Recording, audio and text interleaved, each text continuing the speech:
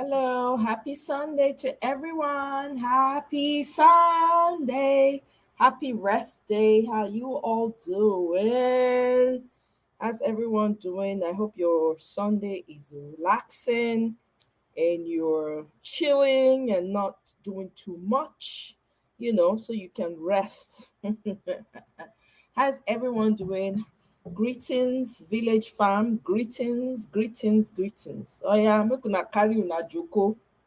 Carry your joko, bring your palm wine, cola nuts, yeah, roasted yam, garden egg sauce, all the mende that we have.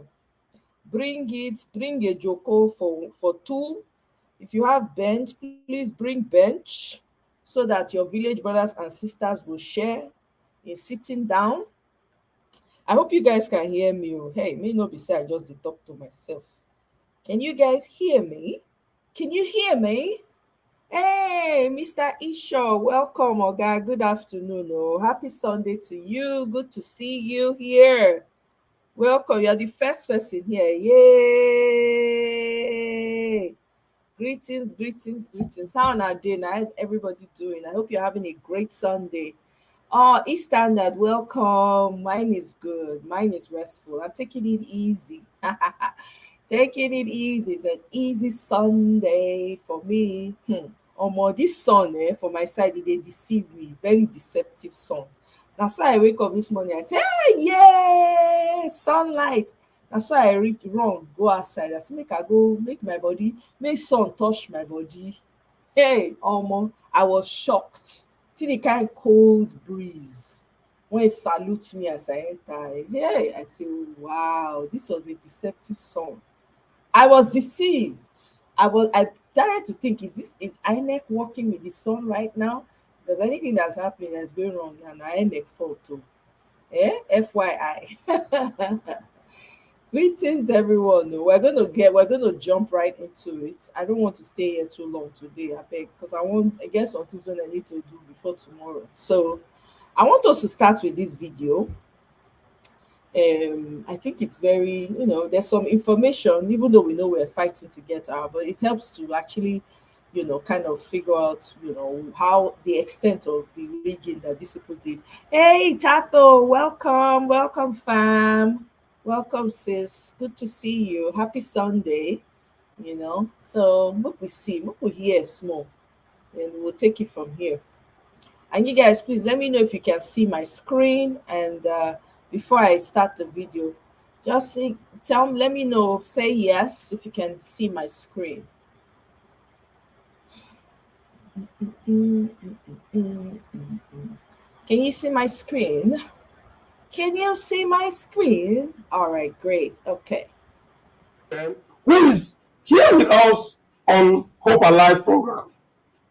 Mr. Talbert, welcome to the show. Please, we want to go straight to this very point. We want you to break this down for Nigerians to understand why there is need for everybody to join hand and make sure that Inec gives P2B and the legal team access to all these information so that Nigerians will know that P2B won this election. Inec announced, say, APC gets 231,593 votes for the whole of Rivers State. And in contact, say, Labour Party gets 175,655 for the whole of Rivers State.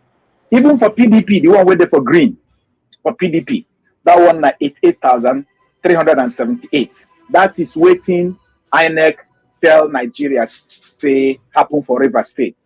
But we thank God say Inec themselves, na them get IREV. According to the law, we establish the IREV, this particular electoral act. It means that the information we there for IREV, na Inec supposed come add before they announce.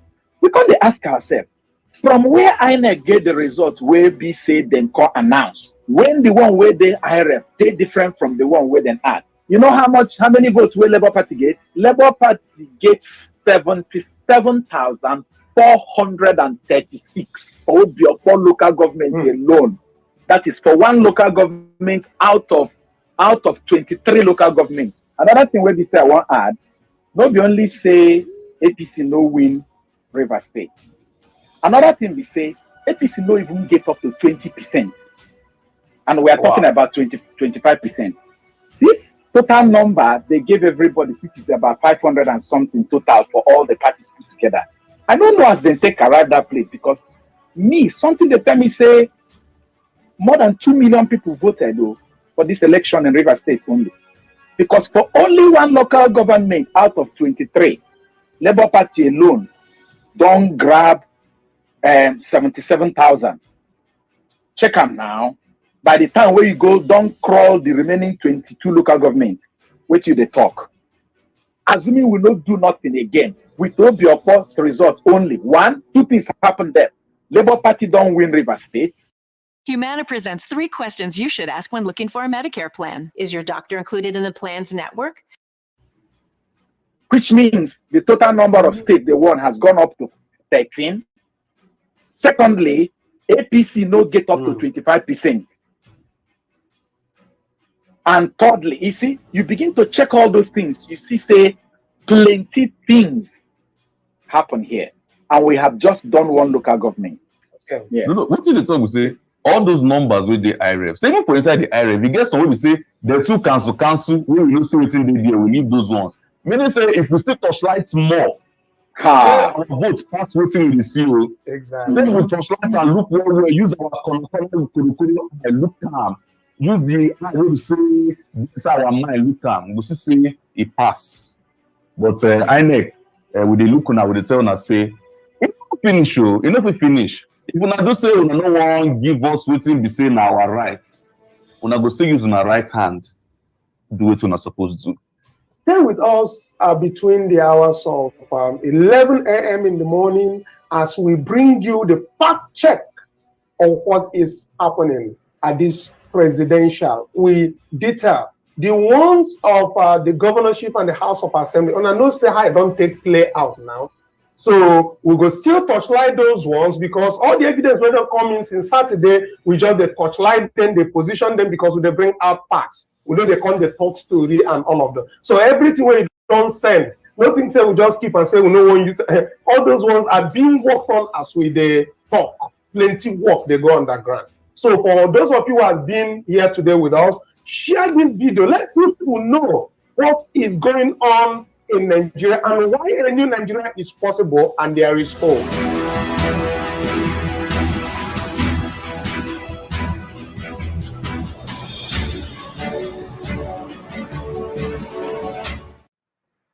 Okay, welcome back. As you can see from the program of yesterday, it is very, very clear that Inec refused to do what? Give us the information that the public desperately needed for democracy to strive in Nigeria. Joining us again today is Dr. Talbert, all the way from UK, and he's about to expose a truth that Peter will be one River State without any at all doubt. Dr. Talbert, welcome to the show.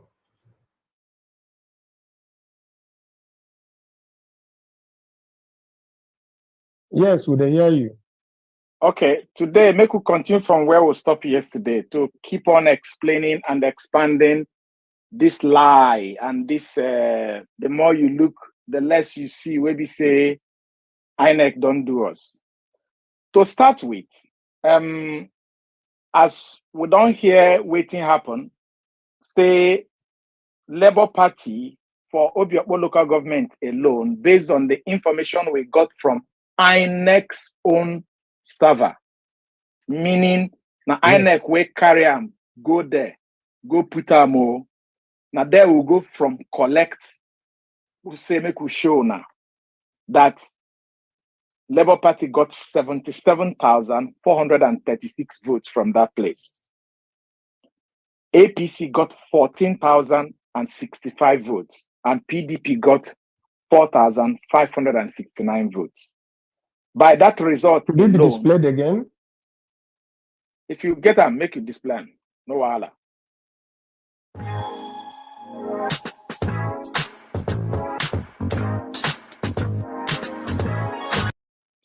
But that's okay. Please be putting those things on. Yeah, just show me that place where they say I put percentage. That last place, the last one. The last place yesterday. where there is percentage. Yes. Okay. So you see what happened that place. APC not even get only 15% for Obiokpo only. Labour Party get 80%, and PDP get 5%. But what did Inec do? Inec gave APC 80,239. That is 95%. Can't reduce Labour Party own to 3,829. The question where would they ask, they say, Inec, now from where you get this thing? Because the thing where you say you keep for your warehouse, where they call IRF Porter, they show us different thing. But today own self, be like say, it go surprise us more. I don't go back to IRF to check. Rivers State gets total of 23 local governments. You get one where we say, I show you the yet to be uploaded. If you show me that one, I go happy. That banner way, I say the one of them showing the local government, the ward. If you show me that one. The local government and the ward. The number of local government and the number of wards. The number of local government in Rivers State is 23. The number of ward is 319.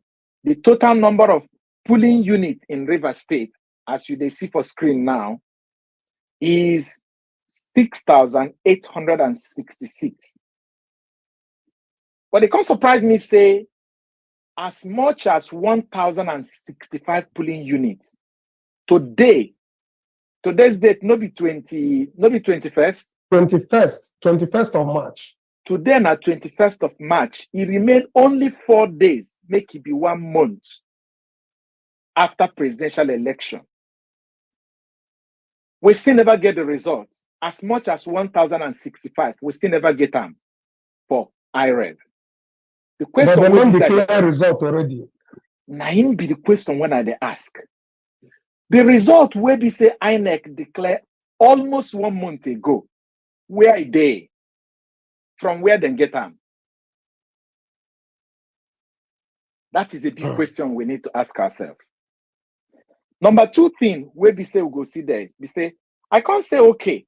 If it can't be say INEC manipulated the result, carry only for Obiokpo local government, waiting INEC give Labour Party is only 3,829. And what INEC give, because they say now waiting INEC give, because it's no longer what people voted. Waiting INEC give Labour Party for Rivers State now 175,655. Now I can't say, okay, make we do small maths here. This thing a number no the lie. Abi? Now I say, okay, make I just go collect 6 local government where we say all this party got their big numbers. I can't call them 6 of 23. And I want make you go to those slides where the 6 of 23 begin to show me one by one. As you get them, I go explain what's in there. As that you get them, 6 local government, have you? Yes, those 6 local government, yes. I want. Okay. Let's start from. Yes, okay, let's put the first local government. We are doing 6 local governments. Yes. Give me this one now. This one Obiokpo. This Obiokpo is the one we have already worked on from IREV. And as you can see there, Labour Party got 77,436. APC got 14,065. Give me another one. Give me Bonny. This one is from IREV. Yes, this one is from IREV. All these remaining 5, when I go call now as INEC take announce them, I am going somewhere. For Bonny, we have Bonny yes, now. Yes, for Bonny, you go see say APC, INEC announced say then get 2,708. PDP 10,488. I'm sorry, Labour Party 10,488. PDP 2,000 406. Now I make Labour Party the winner for this place. Give me Eche local So this government. one now, this particular one now is from the declaration INEC. of result by INEC. INEC. It's written there. Good. Source. Good. INEC declared. Source. INEC declared. Okay.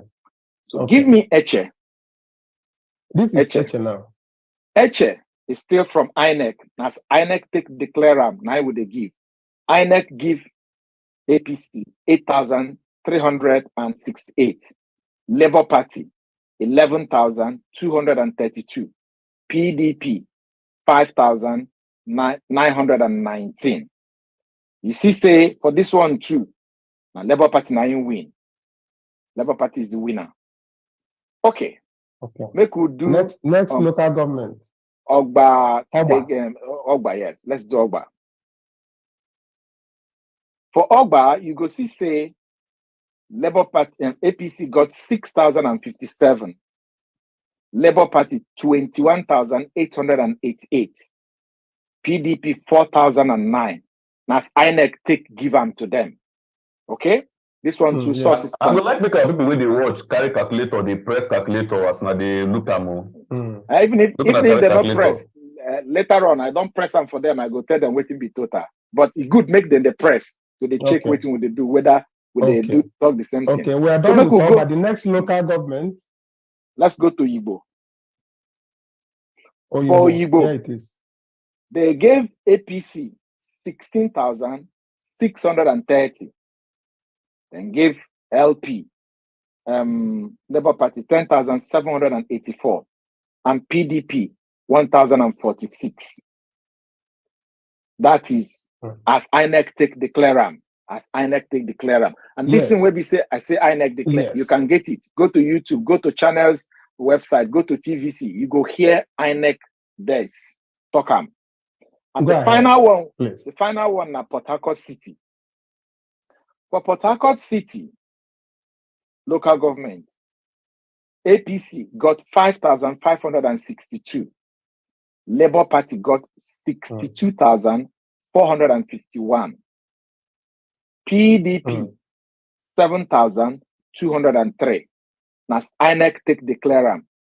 Even though said this, now waiting INEC declare. I see they suspect themselves because as I don't go IREV, they never upload the result where even reach up to where remain almost more than 100 results. They still never upload them. So I the fear say by the because Port Harcourt City is supposed know now the main town now, not be so population there. Care is not taking steps. We will do our own IREV collation, and then probably by tomorrow we'll be bringing out those figures. Go ahead. Yes. So the total for APC based on all these things where we don't do now, when we add all these 5 where INEC give plus the one where we don't correct for Obiokwo, that will give APC a total of 53,390.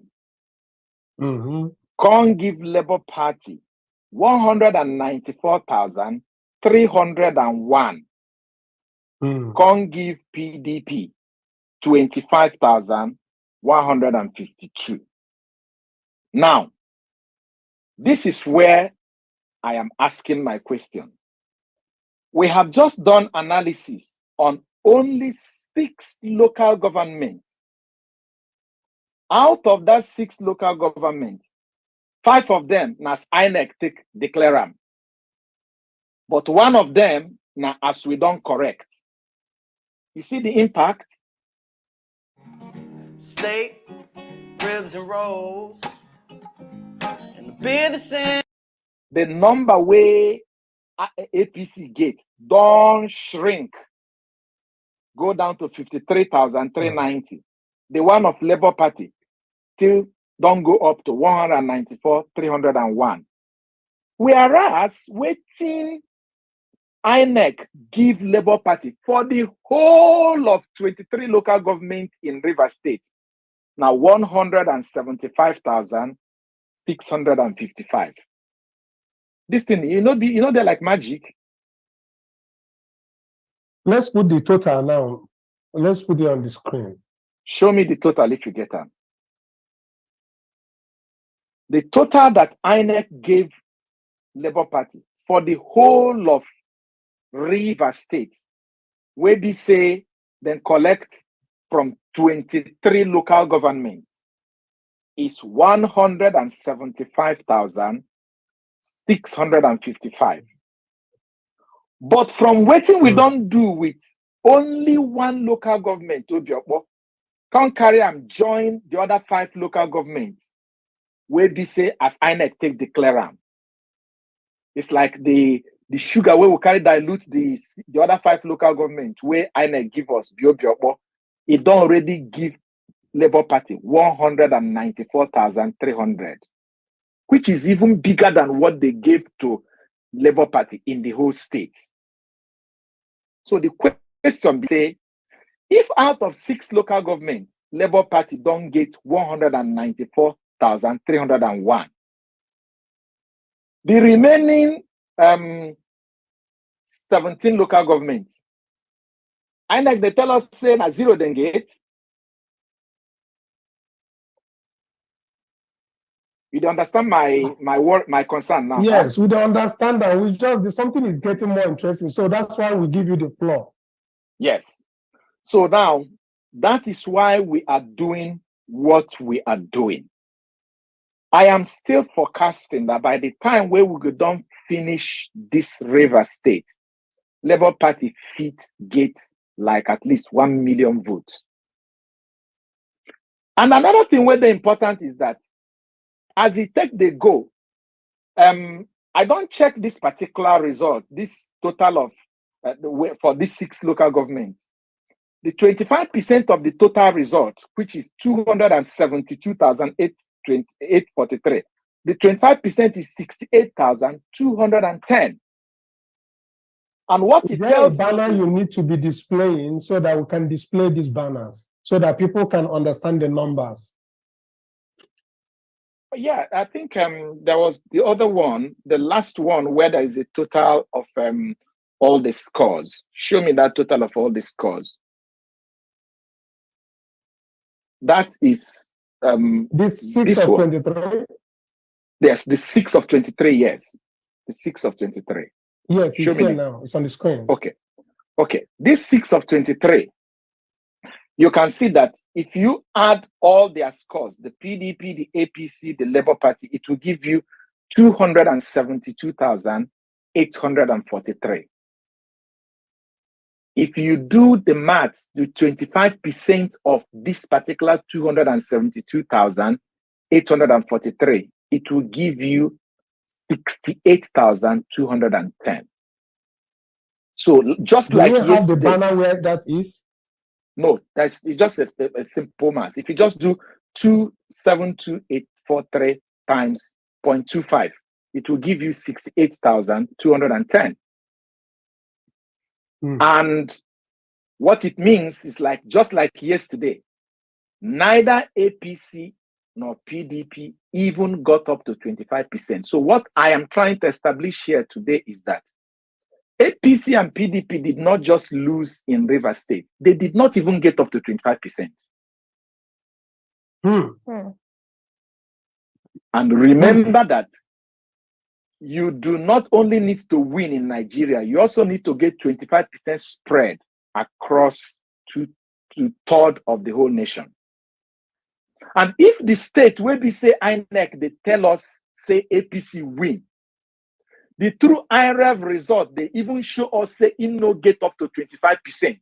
The question when I ask is, the place where APC no win, you go sure say you get even up to 2%.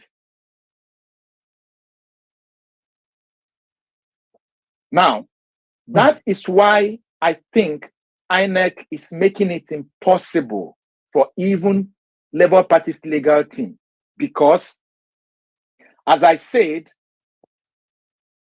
give me that banner again, the one that is showing the total number of PU and the one yet to be uploaded. Give me that banner again. Can you put the total of the PUs on the screen?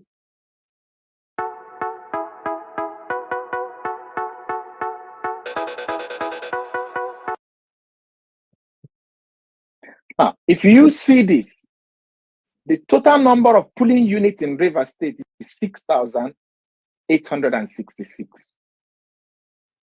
Until now, we be say me and you they talk. 1,065 is still not uploaded.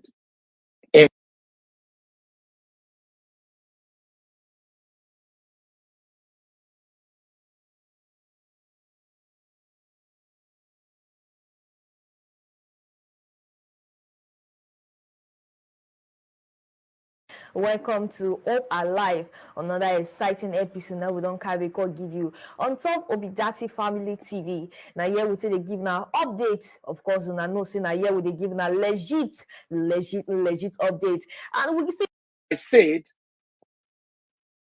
give me that banner again, the one that is showing the total number of PU and the one yet to be uploaded. Give me that banner again. Can you put the total of the PUs on the screen? Now, if you see this, the total number of polling units in Rivers State is 6,866. Until now, we be say me and you they talk. 1,065 is still not uploaded. In fact, if you go to IREV portal, Inec IREV portal, out of the 23 local governments were there for Rivers State, now only 2 local governments, 2, 9 INEC don't upload complete. But doctor, I know say yesterday, when we dey calculate Obiakpo own, you get what you talk. We say you get many things we say you go say for instance Obiakpo, you look, you see you know too clear, so you leave them. So we say even if we touch like this Obiakpo we say, we will still see votes we even pass this one with the look so. Before encore, we say waiting with the do so far. We never even enter for that level. Waiting with the do is the one where we say them put there where we fit see.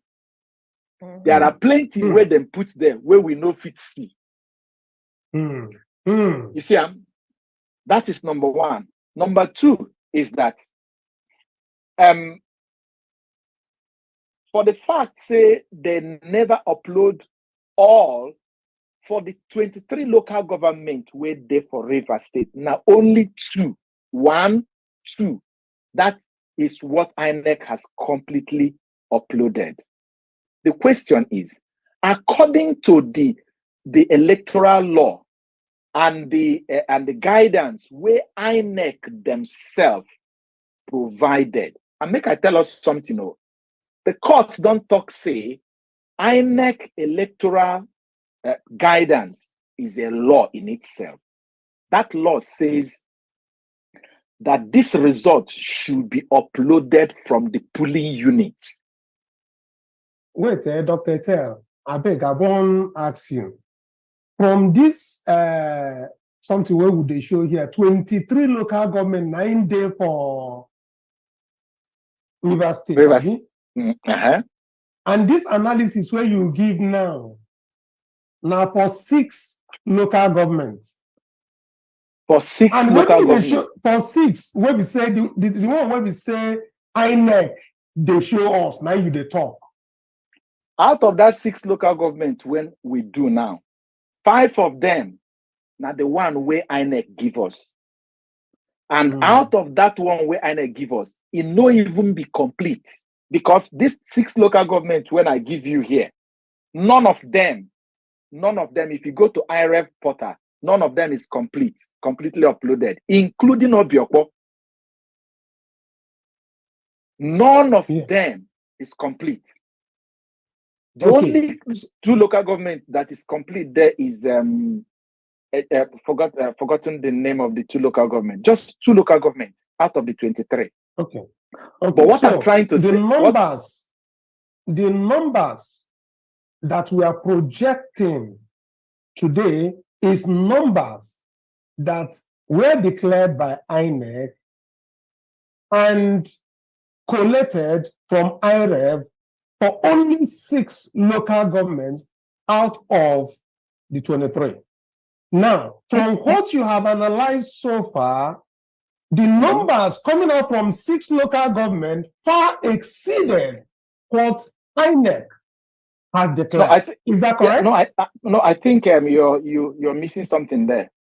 Out of these 6 local governments where we did analyze, 5 of them is like we just did copy and paste waiting INEC announce, and that 5 local government is Bonny, Eche, Ogba, Oyibo, Port Harcourt City. Only one of them is the one that we used IREV. So what I'm trying to see is that the dilution of what INEC gave. But now here, I say make we listen to Ram small. This is my source right here. If you guys want to watch the entirety of it, please feel free to go and watch. You see how these people just switch numbers around. Not only small, 6 out of 23 local governments. So now the man just explained. So that's what he gave us a breakdown of right now to show you how much. God, these people really think that Nigerians na mumu na they deal with too.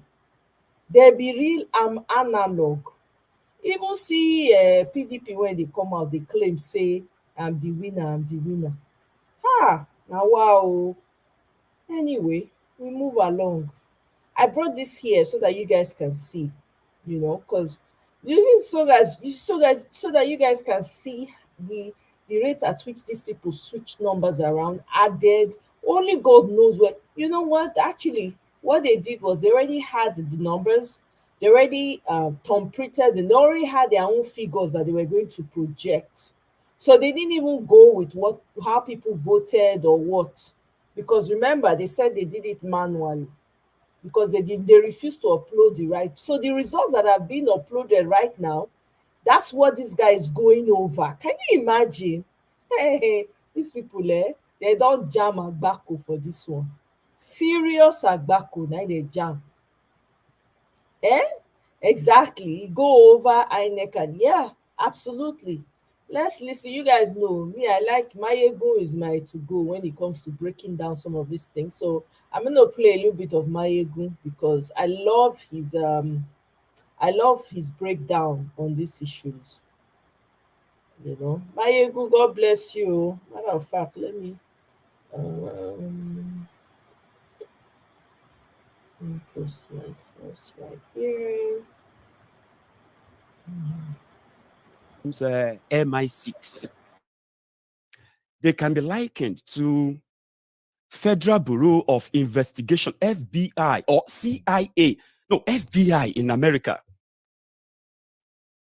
But since APC, Egbekegbe came to power, everything they touched died.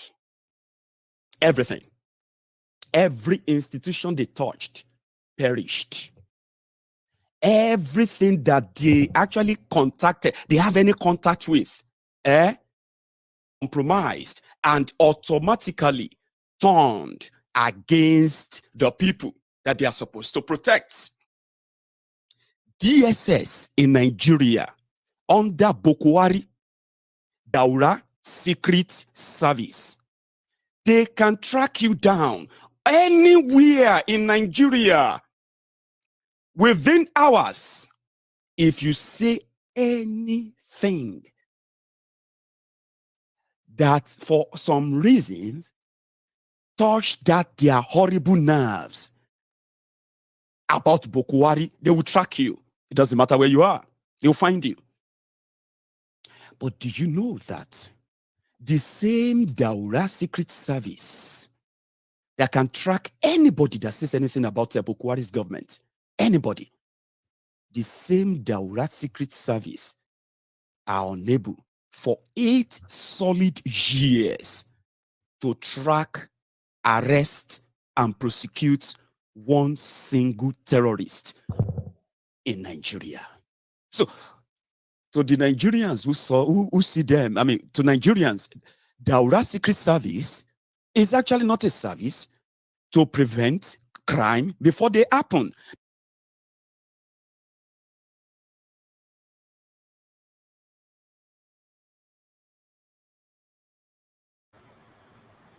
Sorry, guys. Now, let me tell you. Okay. Originally, they are called SSS, State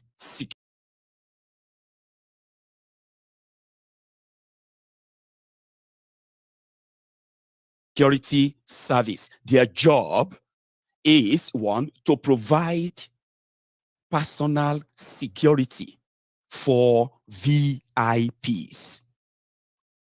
Okay? That's their primary goal.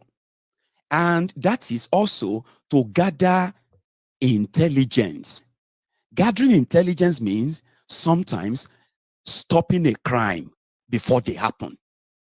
That is their mandate. But since APC, Egbekegbe came in, the Daura Secret Service, DSS, they turned into the federal government's rabid dog, and they can be unleashed just on anyone and everyone, including the judges of the Supreme Court and High Courts in Nigeria. They are pretty much like lawless, okay? They take anybody, anytime. And all they have to do is to say, oh, we did that for the sake of national security. So because of this, people actually see them as kidnappers.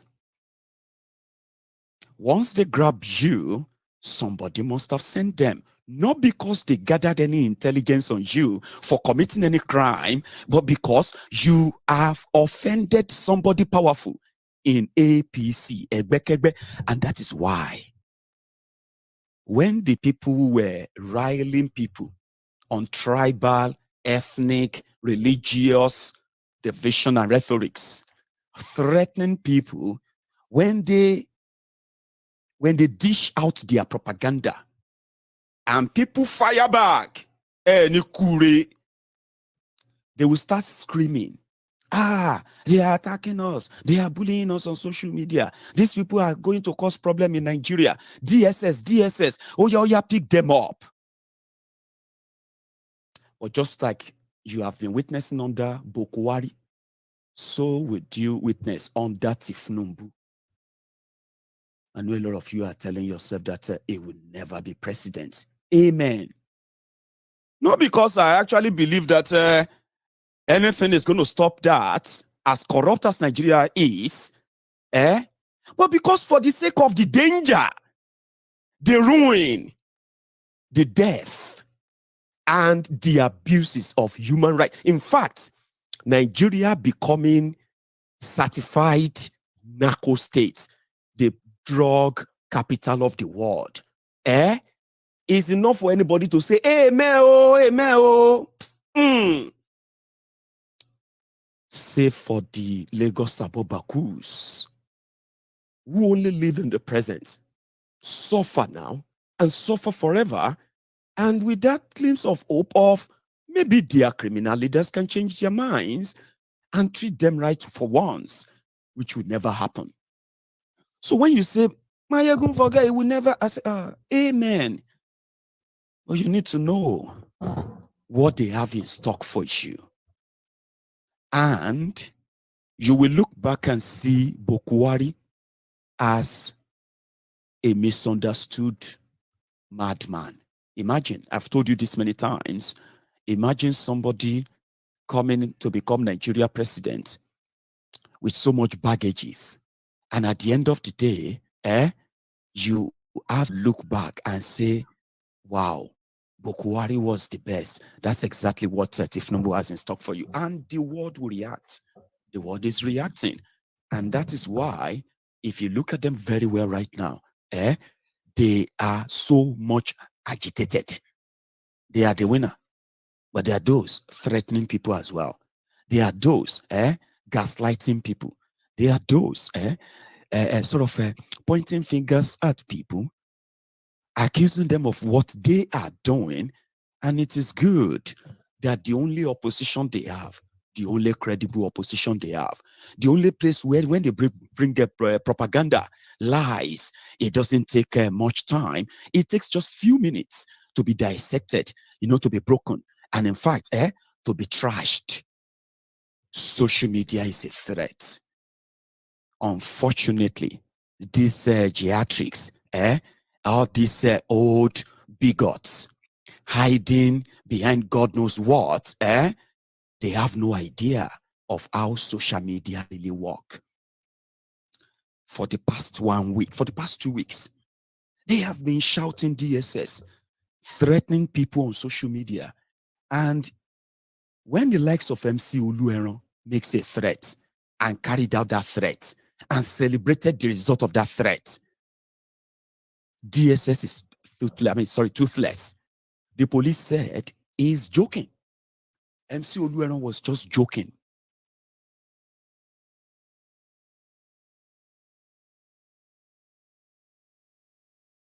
Sure you get.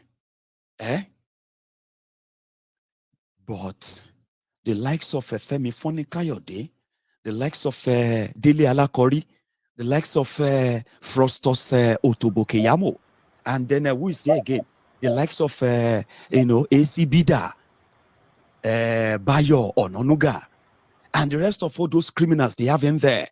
They are sending subtle messages, right? Trying to gear up their base.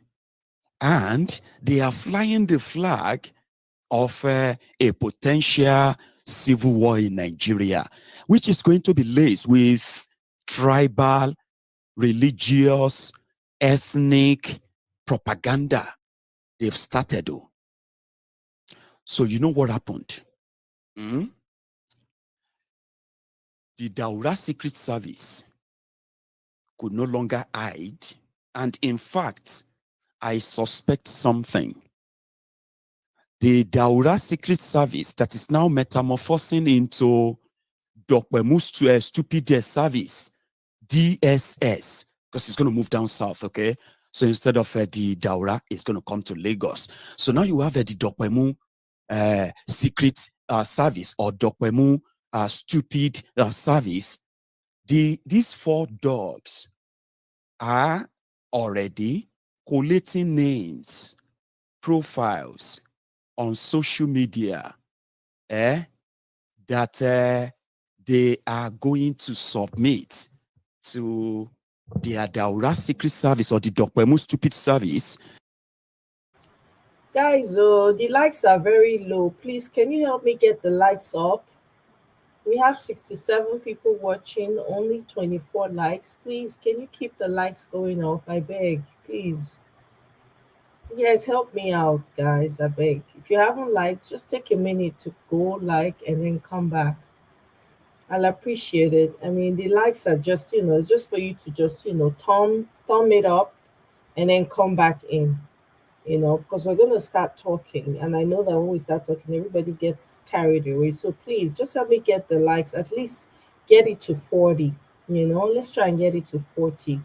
I see you guys liking now and I appreciate it. Please just keep liking to get it up. We have 73 now watching. Please, I appreciate it, guys. Just keep it going.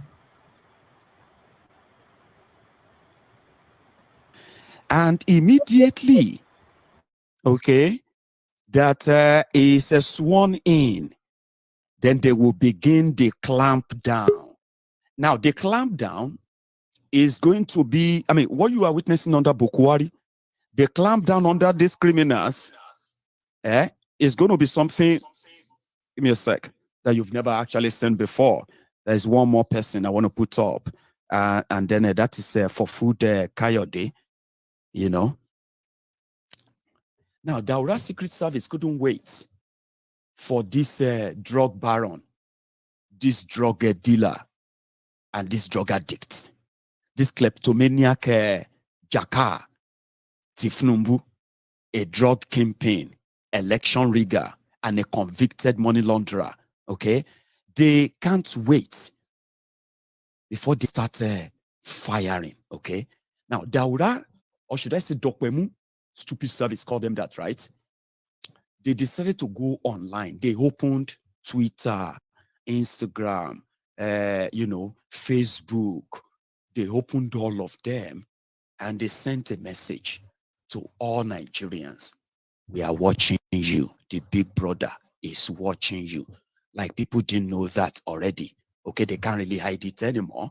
Okay, so the ridiculousness is now sort of taking a hop. Now, read this message from them. They call it press release. DSS alerts of planned violent action warns against desperation to ignite violence in the country. This violence action they are talking about is the one that Festus Otobokeyamo said the obedient are trying to discredit the judiciary by putting the judiciary of Nigeria on trial, so that if they give a favorable judgment to Tifnumbu, that people are going to protest. You get that now? And they will not accept it.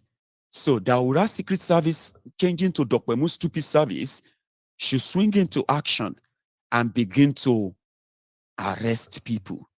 But in order for people to be scared, so they went on Twitter today and they said, DMC Olueron says a threat didn't bring them to Twitter or social media.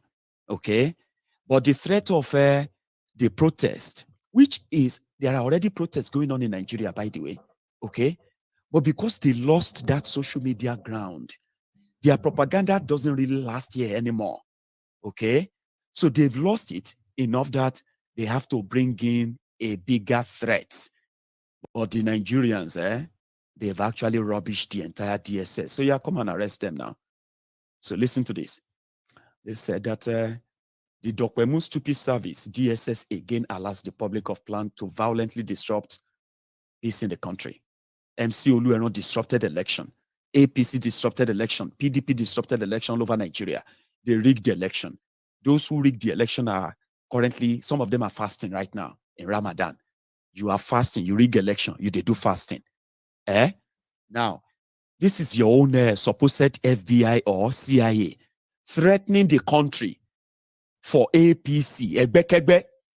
Now, they said it will be recalled that the service had earlier advised political players to abide by the rules of engagement as well as approach the courts for redress if and where there are suspicions of infractions on extant electoral laws, right? But go to the threat now. It is otherwise, it said, be that as it may, the Dokwemu Stupid Service will not tolerate a situation where persons and or groups take laws into their hands and champion anarchy. Protest is called anarchy, according to them. Those peddling fake news, hate speech, and all forms of false narratives as basis to ignite violence. Talking about Femi Fonikayode, Dele Alakori, that one, the Bayo, Ezibida, Bayo Nonuga, and one other one, Frostos Otobokeyamo, right? Now, this is actually not directed at them. They are free to throw other jibe. Femi Fonikayode, for Food Kayode, publicly threatened Nigeria judiciary. He said if they annul Tifnumbu's election, they will cut off people's heads and they will make Nigeria ungovernable for whoever is next, right? Now, they said that all of you who are indeed talking about the president-elect, where is that one? Writing false news, fake news, and all that, you should, your days are numbered, though. Just like Dele Alakori, just like one of them also said, and that is Bayo Nonuga. Now, Bayo Nonuga tweeted this earlier. The AC Bida Bayo Ononuga, he said, all those sons of bitches tweeting the hashtag Tinumbu the drug dealer, hashtag Tinumbu for prison, your days are numbered. One day you will face the wrath of law and God for tweeting malicious falsehood about Nigeria's president-elect. Then somebody now said, people calling Tifnumbu convicted drug dealer and money launderer in America. The Nigeria law says if you commit any crime 10 years ago, after 10 years, that crime is no longer a crime. Guess what Bayo did? He jumped in immediately and he said, the obedience don't read. They live in a cocoon of falsehood and contrived propaganda. Do you know that this old moron, old hag, 65 years old bigot, just automatically agreed and accepted that Tifnumbu indeed was a convicted drug dealer, money launderer, because the crime happened over 10 years ago. So therefore, that is what they are going to tell the court, that yes, Tifnumbu is a convicted drug dealer and he forfeited money instead of going to prison in America. And therefore, by Nigeria law, they cannot disqualify him for that. Okay. Now look, the other one is when Femi Funny Kayode or For Food Kayode tweeted this. When somehow, I don't know what's going on in their camp, when somehow they felt like there is possibility that after losing legitimacy, there is possibility that the court is going to be pressured to annul the election. So the drug addict For Food Kayode tweeted this. And this is a threat. He said, annul Asiwaju's selection and we will annul your brain. Given what the opposition are planning and doing, despite our attempt to keep the peace, we are going back to the trenches, right? This is somebody. Now, I am going to show you few things.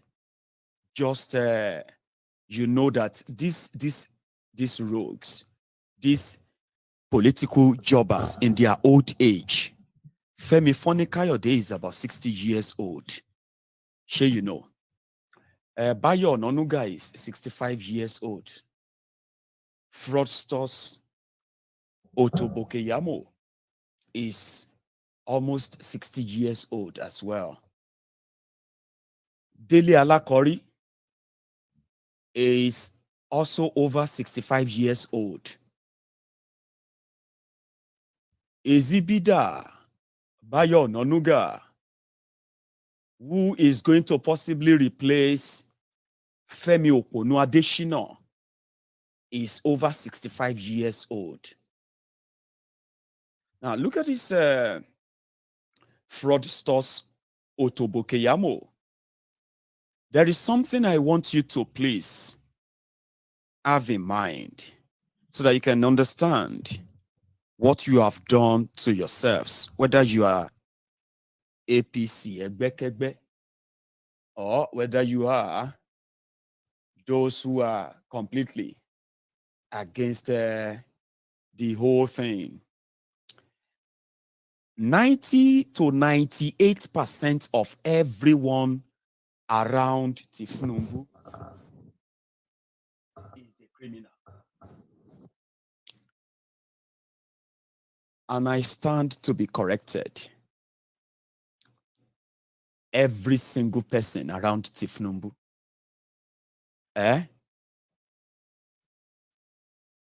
more than 98% of them, including his wife, they are what? They are criminals. And I will explain that to you in a moment. Don't go anywhere. Do you want me to be honest or just speak correct? I'm honest with you. I choose to be honest with you, and for me to be honest with you, I have to go back a little bit. But let me start with the situation that we're facing in this country today. If you believe that those that are in power in Nigeria today would ever contemplate the possibility of giving power to an Igbo man in 2023 or thereafter, then you still haven't fully understood the challenge and the problem that we have in this country today. You need to understand that the mindset of some of these people, not all, some, but those that Buhari represents, that is his own clique within the Fulani ruling class, not all Fulanis, but his own clique, who are in power today. Their mindset is that the most dangerous people in this country and the people that they must suppress more than any other are the people of the Southeast. And you need to understand that before the Civil War, and I need to go back in history because that's a damn good question and it deserves a clear answer, a thorough answer. Let's go back a little bit. Before the Civil War, these same people, he, for example, was active then. And you need to remember the role that they played on the night of July 29th, 1966. We'll come back to that. FFK. The world knows what these people actually stand for. They are men of no credibility, no integrity. They are men of the worst characterization you can think of. They have none. And they lie so openly, confidently, and they just don't care. I'll share with you this evening the 2 pages of 2 criminals who are with Tifnumbu, Bayo, Ononuga, for food, Kayode. If you start counting names, let's start with for food Kayode. For food Kayode is a criminal, a fraudulent, a corrupt criminal that is hibernating in APC.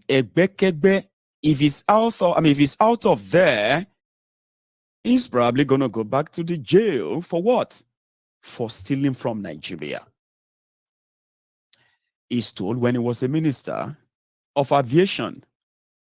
He also stole when he was the spokesperson for Goodluck Ebere Jolantan's campaign. Now, all of these are public record. They are not something being made up. Now, for Food Kayode, during these their elections, oh my, you see that video you watched earlier? That was when he wasn't in APC, Egbekegbe. The moment he joined APC, Egbekegbe, to protect himself from going to jail for his crime, he started working overtime. The level of bigotry from this guy is legendary.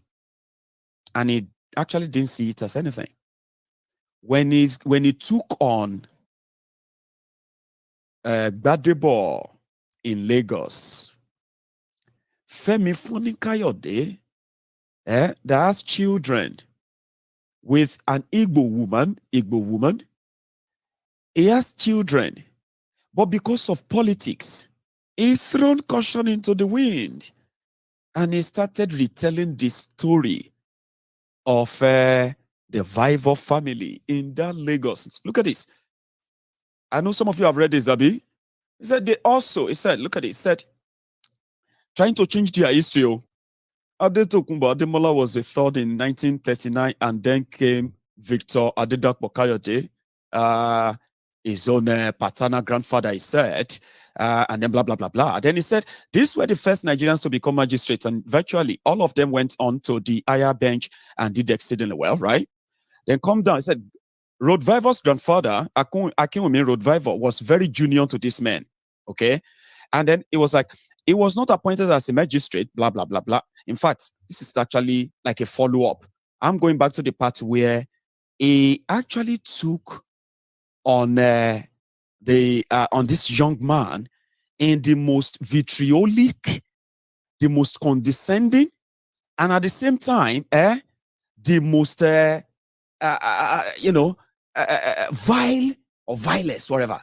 You can see, but I'm going to get to that part too. And if you go on his very, very Twitter, okay, everything therein is division, threat everywhere. And these are publicly available documents, so to say. But on the other hand, they will turn around and point their fingers. But eventually, now that they're going to have that power, as they probably think, right?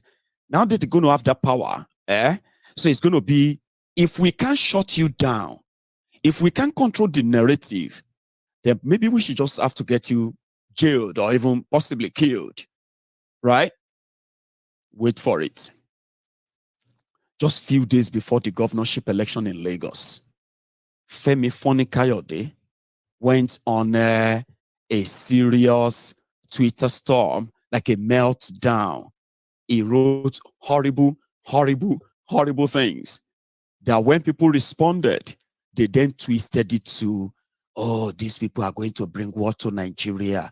These people are going to destroy Nigeria if something is not done. Now, something to be done right now is to get everyone picked up. Okay? So, March 18.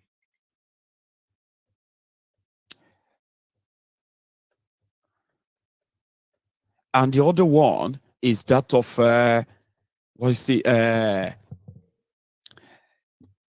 Ezibidabayo Ononuga.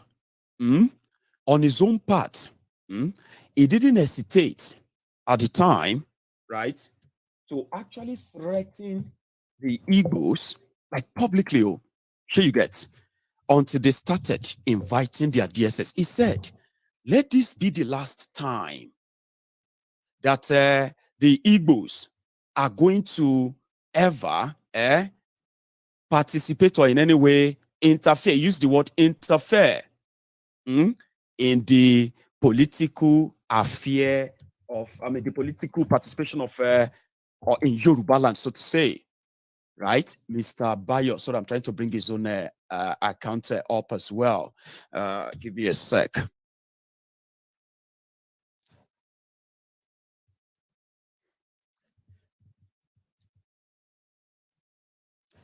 So sometimes in 1999 to 2000, a man called Bayo Nonuga, from what we heard though, happened to be the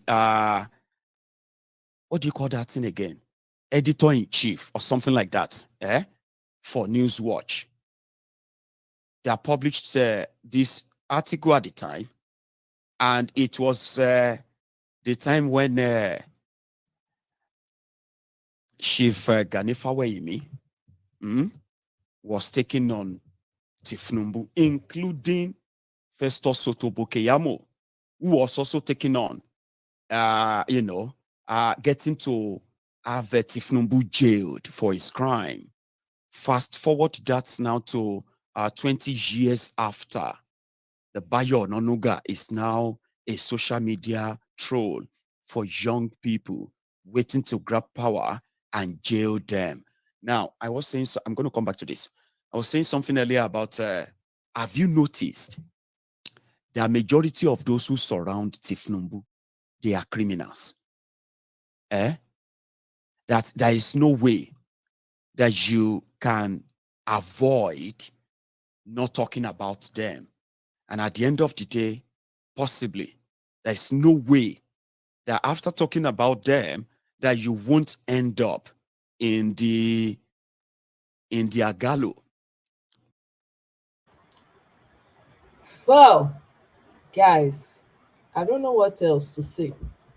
He actually, Mayegun, kudos to you, greetings. So, if you can hear me, it's very, very insightful.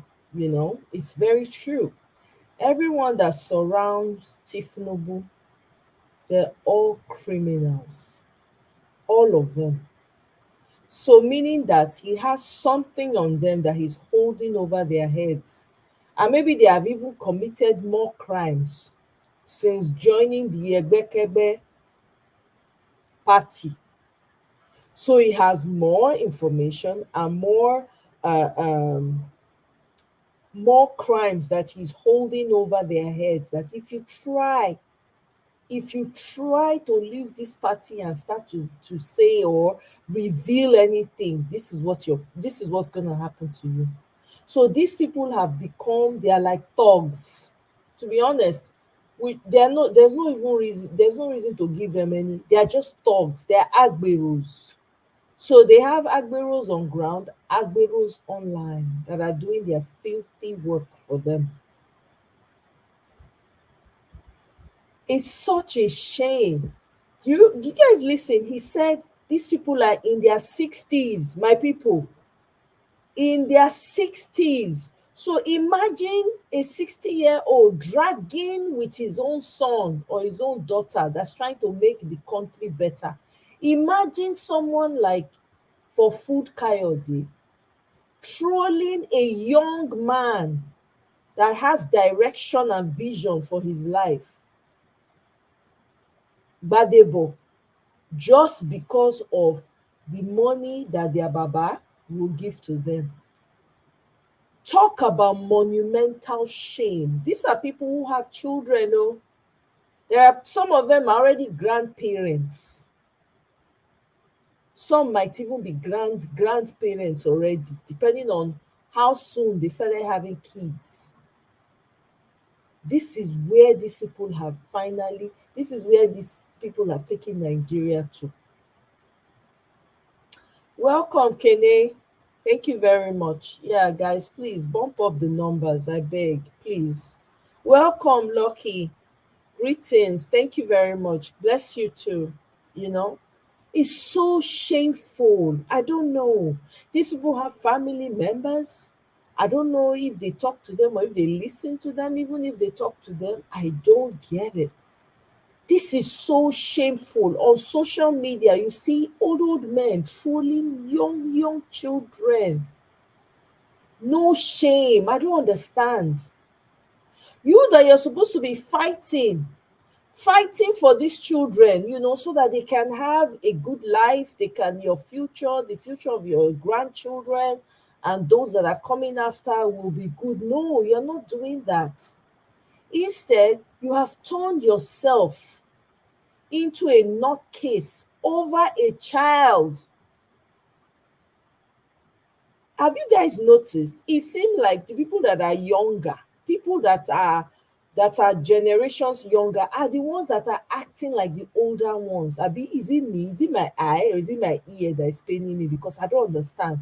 It's so upside down. I mean, a few elderly ones are behaving themselves. I mean, I can't lump all of them together, right?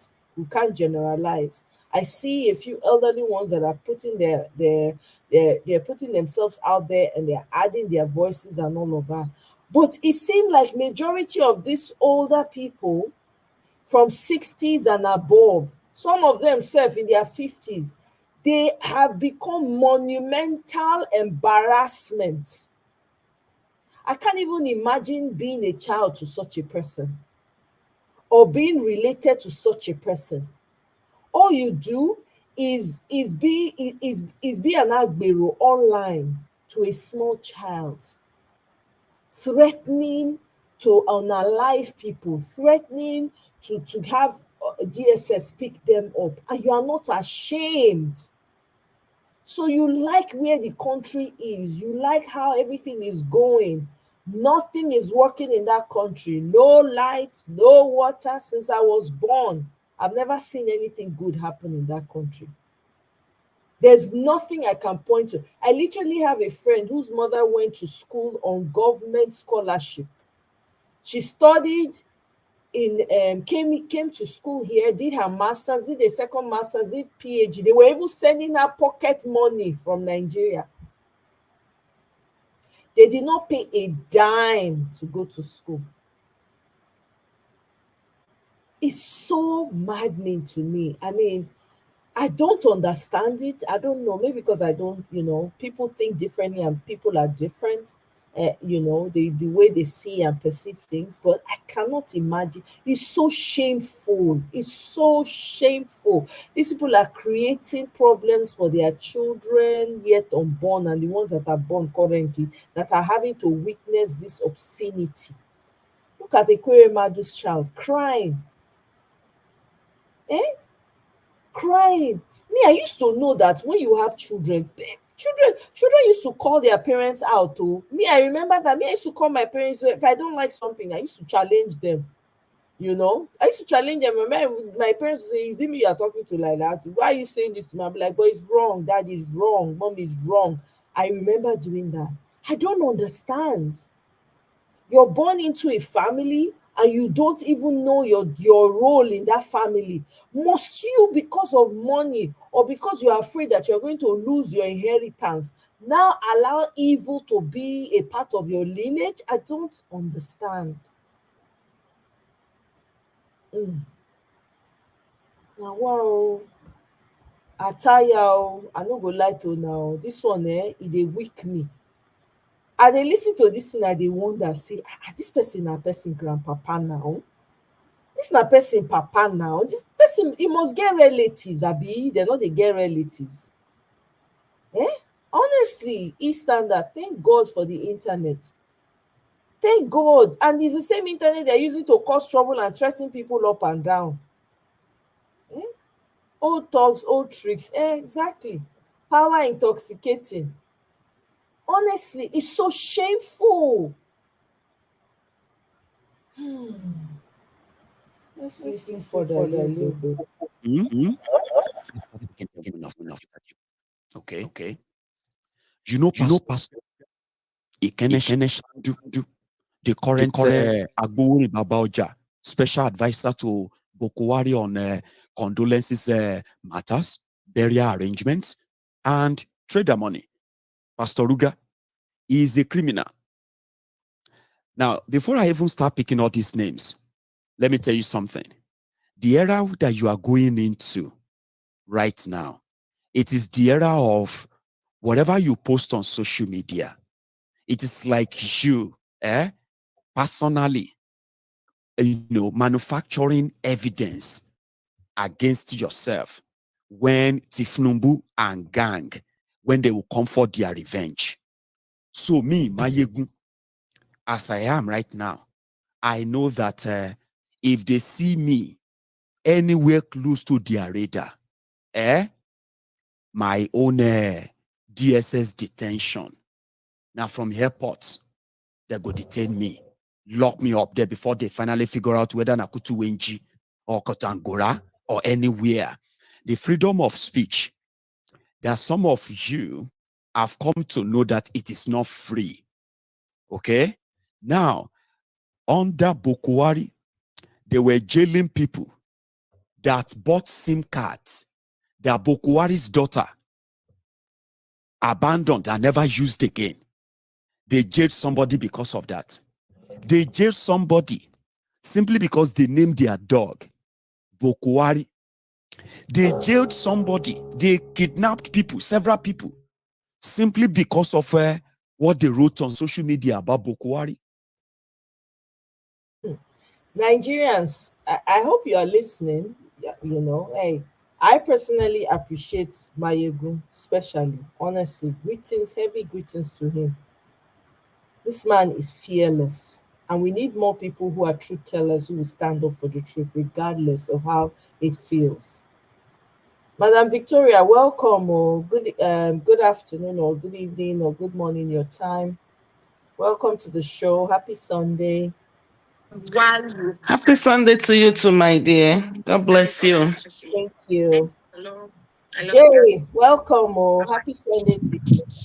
You really have to go and get a position when Peter the Rock gets into position. Oh, Ah, yeah. sister. You guys are doing very well. I just want this whole ordeal to be over. Wallahi. I cannot tell you. You're not the only me too. I can't I'm wait because getting tired. It's prolonging and prolonging, and the evidence is there, everything is there. Let them just do the declaration. It's getting so annoying.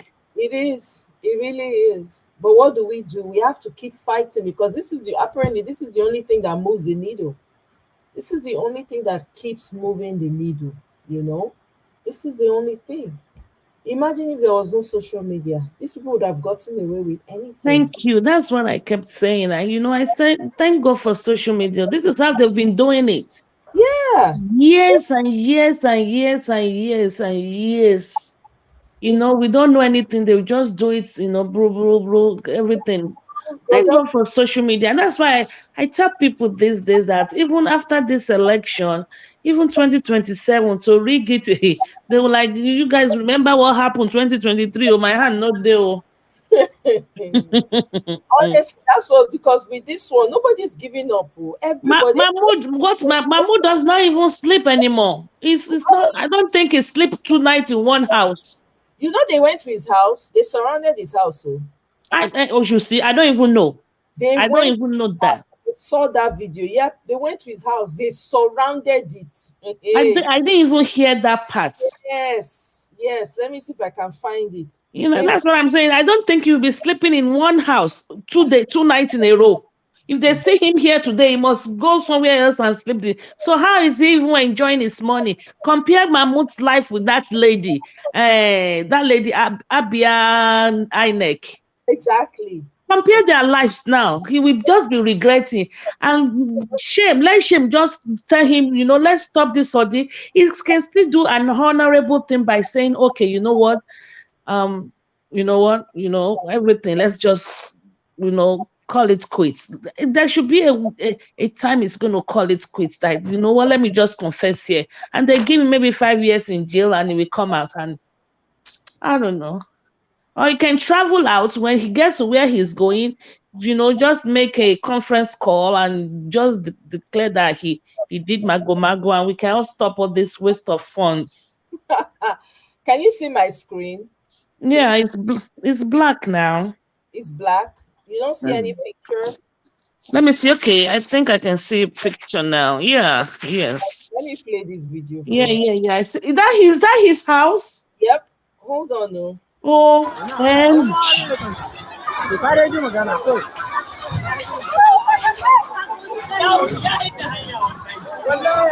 wow.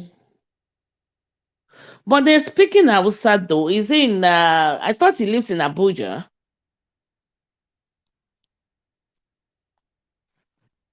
Hey, Celebwame. What?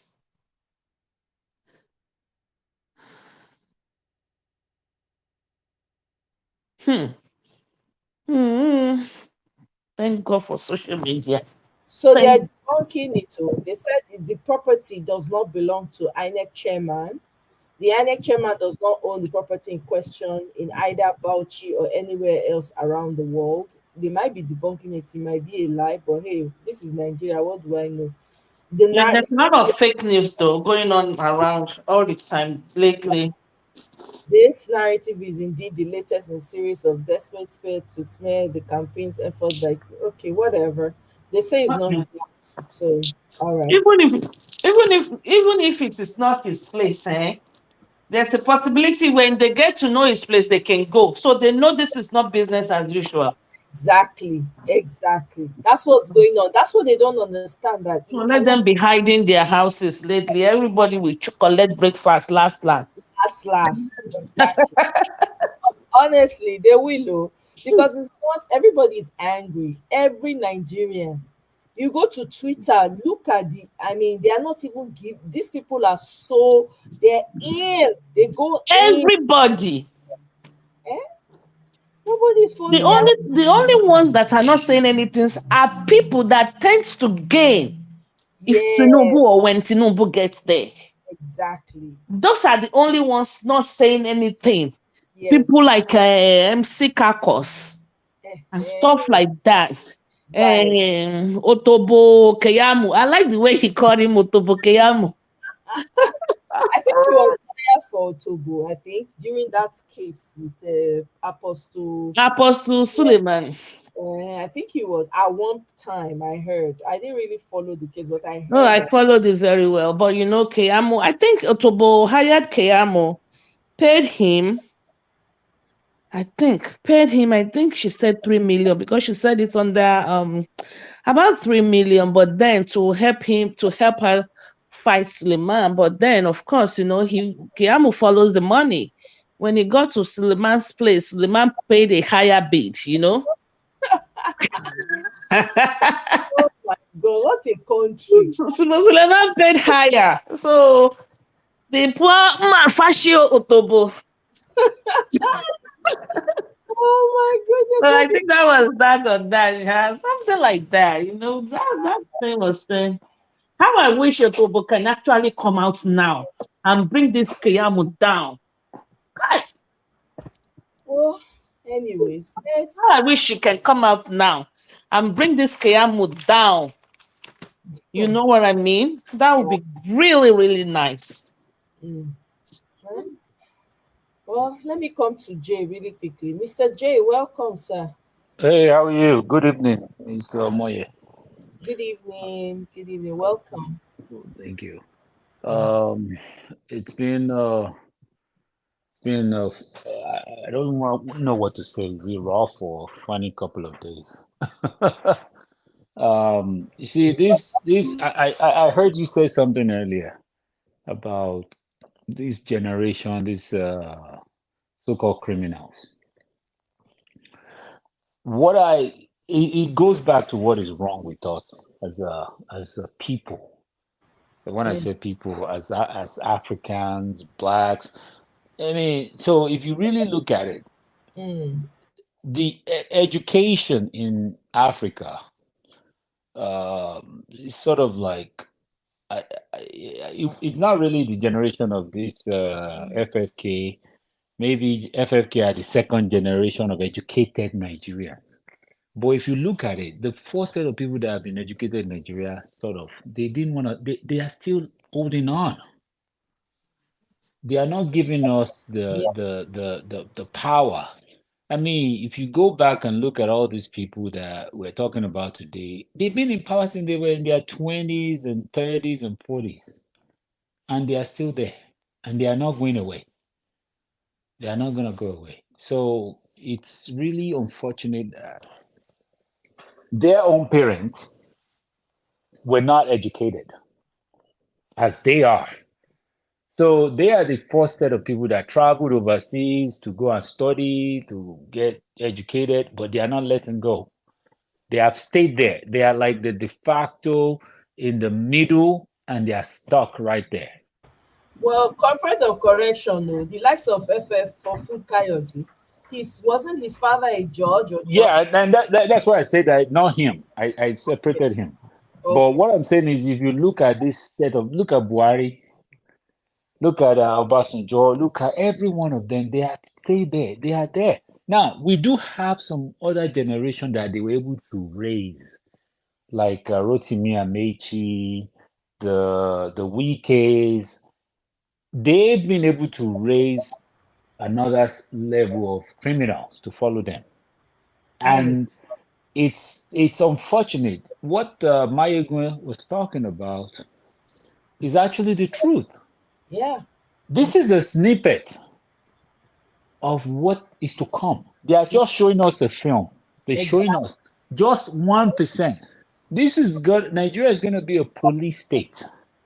I mean, like, literally the way they did Lagos, whereby, like somebody said, the longest serving governor of Lagos State, somebody said it on a show, he said it's Tinubu, longest serving. And what does it mean? He said, you cannot get anything done in Lagos without having the signature of Tinubu, say, okay, we can go ahead and do this.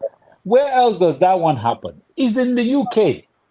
Wherever the Queen of England or King of England has to sign, has to say, okay, this is where we are going, whatever they do. So apparently he has made himself the King of Lagos. Now, even though he's not going to live long, you give or take, give him 10 years, right? Give him 10 years. The fact of the matter is the damage that he's going to do, because he's not going away quietly. He's not going to go. And who's saying 4 years? Somebody saying you can come back in 4 years. What are you talking about? God forbid. No, what are we God talking forbid. about? God forbid. God forbid. No, let me say what I'm saying. So people are saying it, and I'm looking at people talking about it. I've heard people are saying, hey, you think there's going to be an election in 4 years? There's none. There's not going to hold one. We think this is the worst. The next one is going to be the craziest election ever. Would you think he would organize election to get rid of himself? No.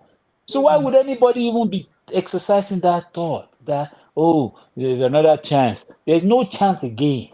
No. This is the fight. Who are the people? And the sooner.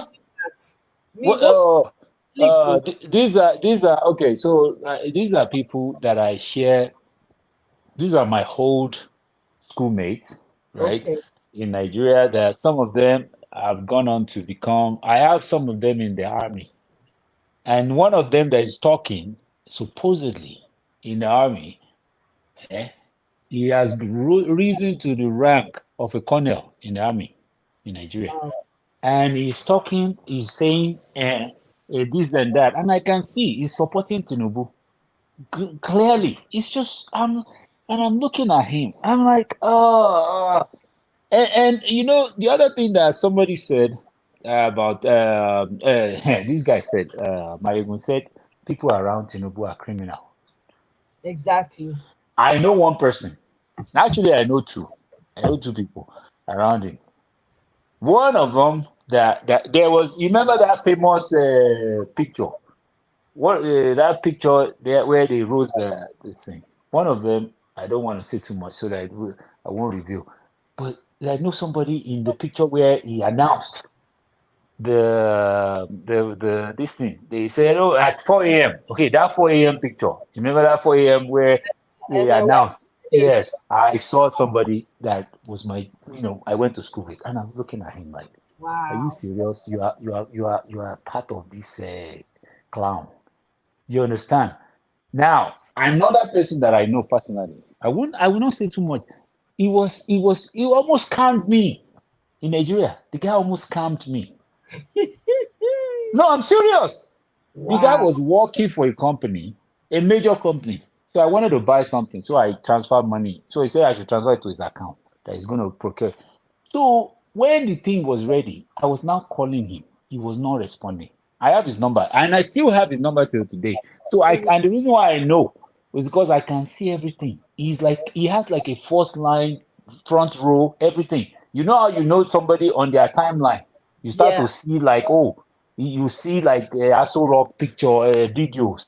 You see things that should not be in the public. And I'm thinking, so this is what happened. The guy, when the thing came out, and I started calling him, I didn't know he had been maybe fired or resigned from the company.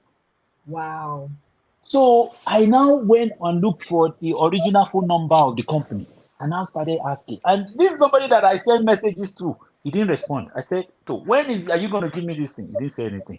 When are you going to give me this thing?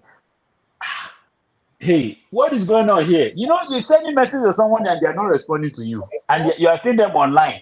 You are seeing them, it's showing online. And you're calling them, they're not picking. So I now call the company line. And I said, can you give me the contact of this person? And I asked for the name of the person. You know what they said? He no longer works here. I say, hey. I said, I have transferred the money to his account. You understand? So when they said people around him are crook, I recovered my thing back. Oh, don't get me wrong. But it was just the way the people around him function. You just know they are all criminals. Unfortunately. And I'm telling you, the way things are going, we need to fight now. Yes. It must be now. We cannot wait, because I'm telling you, if we are complaining of Buhari. And you know the mistake, and let me also say this. Do you know the mistake that these people are making? These Onano guy, I call them the three stooges. Oh. Every time you see them hold a conference, they hold this news conference, they all sit down and talk. You see the kind of vile that come out of their mouth, especially the most ruthless one out of them is FFK. He is bad because his command of English, he has taken that one to a new level. You understand? It's like if this is the kind of people, person you say, if you want to become good, if he wants to be a pastor, he will do really well. And if you want to be a bad person, he will do really well in that. You know, that's the kind of stuff. He has that mouth. The mistake they are making is they are even showing us what to expect.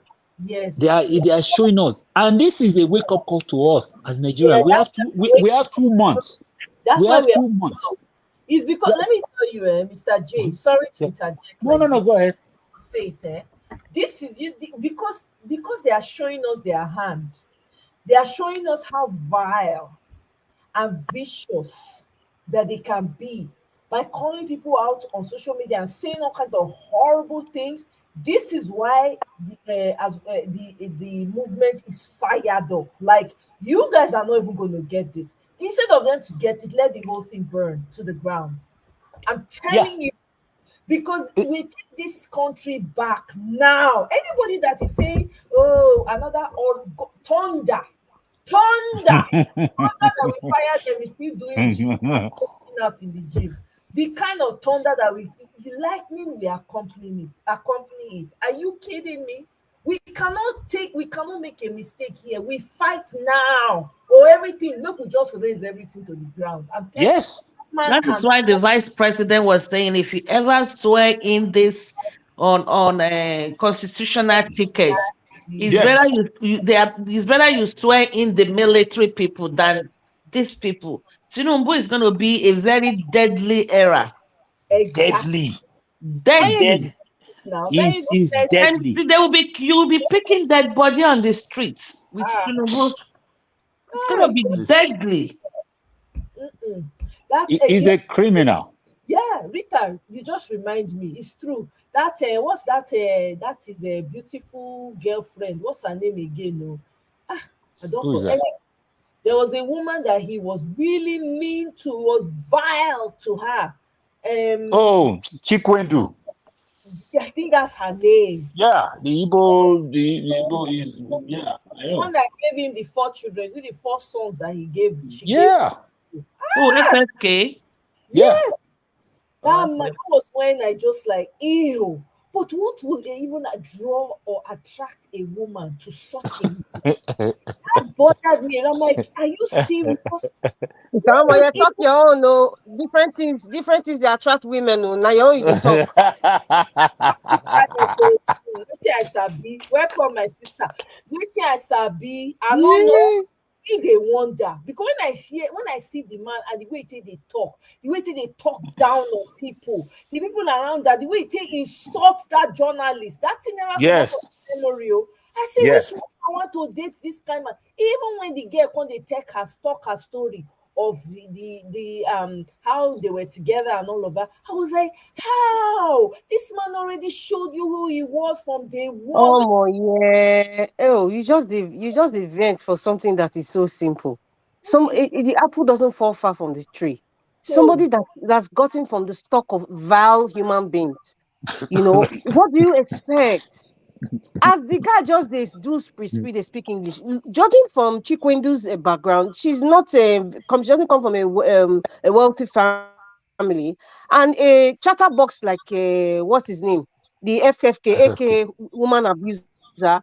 You know, he approaches her, he sees one very beautiful woman, and he starts to speak the Queen's English, and start talking, and she will feel that he's a human being. But when she married, she forgot that this is the case of, it's not even Beauty and the Beast now, that the beast will not transform into the real prince. This is actually the beast. You understand? He's wearing the cloak of a human being, but within him is a beast. So when you not listen, you cannot judge people from how they want to choose their partner, right? But eventually, when you now enter a house, you start to see the real beast that was wearing the human cloak. So we cannot even, in fact, let's know that's a different topic of my sister. But basically, what I'm saying is, whatever this recalcitrant FF, whatever his name is, it is not shocking to people like me. It is not new. Everybody knows, he has shown how he is, looking at how he even treated those journalists. Look at how he even treated this woman when they were estranged. Just take a look. A man that held a woman's children for years with the useless court system we have in Nigeria that makes women parallel when they separate from the man. For over 1 year, this man refused this woman to even see her children. What kind of man do you think that is? He's a vile man. Vile. And I'm not apologetic by saying that. He's a wicked person, a vile person that used the system, taking advantage of the useless court system in Nigeria, to do that to that woman. So what do you expect? You don't expect anything good from such a person. It's just a chatterbox. When you give him like a dog, you give him the biggest bone, determine how loud he speaks. But at the end of the day, he's actually a toothless bulldog because he's a weak man. A man that abuses that is a weak man. So if Abado even gives him a little crumb, the same crumb he gives MC Oluomo, he will shout like a canary, the biggest canary ever. What are you talking about? People are laughing. It's a laughing matter. This is serious. I don't know how. Sorry, I don't think I'm sounding funny, but I am really serious. I love it. He will sing like a canary, depending on the money you give him. So every time he comes out to like a chatterbox to talk like a rat, it means the money has been added, he has been credited. So he needs to come out and just blabber. The 2 billion. So this is the thing. If you remember, it was the Minister of Aviation, right? So he was given. So he embezzled $2 billion. That's the thing. And that 2 billion. I mean, is it dollar? No, I'm sorry, 2 billion naira back then. Sorry, not dollar, but 2 billion naira. They were supposed to use it to build the airport or something. He took that money, and that money was nowhere to be found. So now that was what he was spending all these years. So now that money was finishing, and that was why he had to come back again to government. FSK's issue is a topic for another day. Because if we have to route out the antecedents of that man, or rather that animal, in fact, it's a full weekend discussion.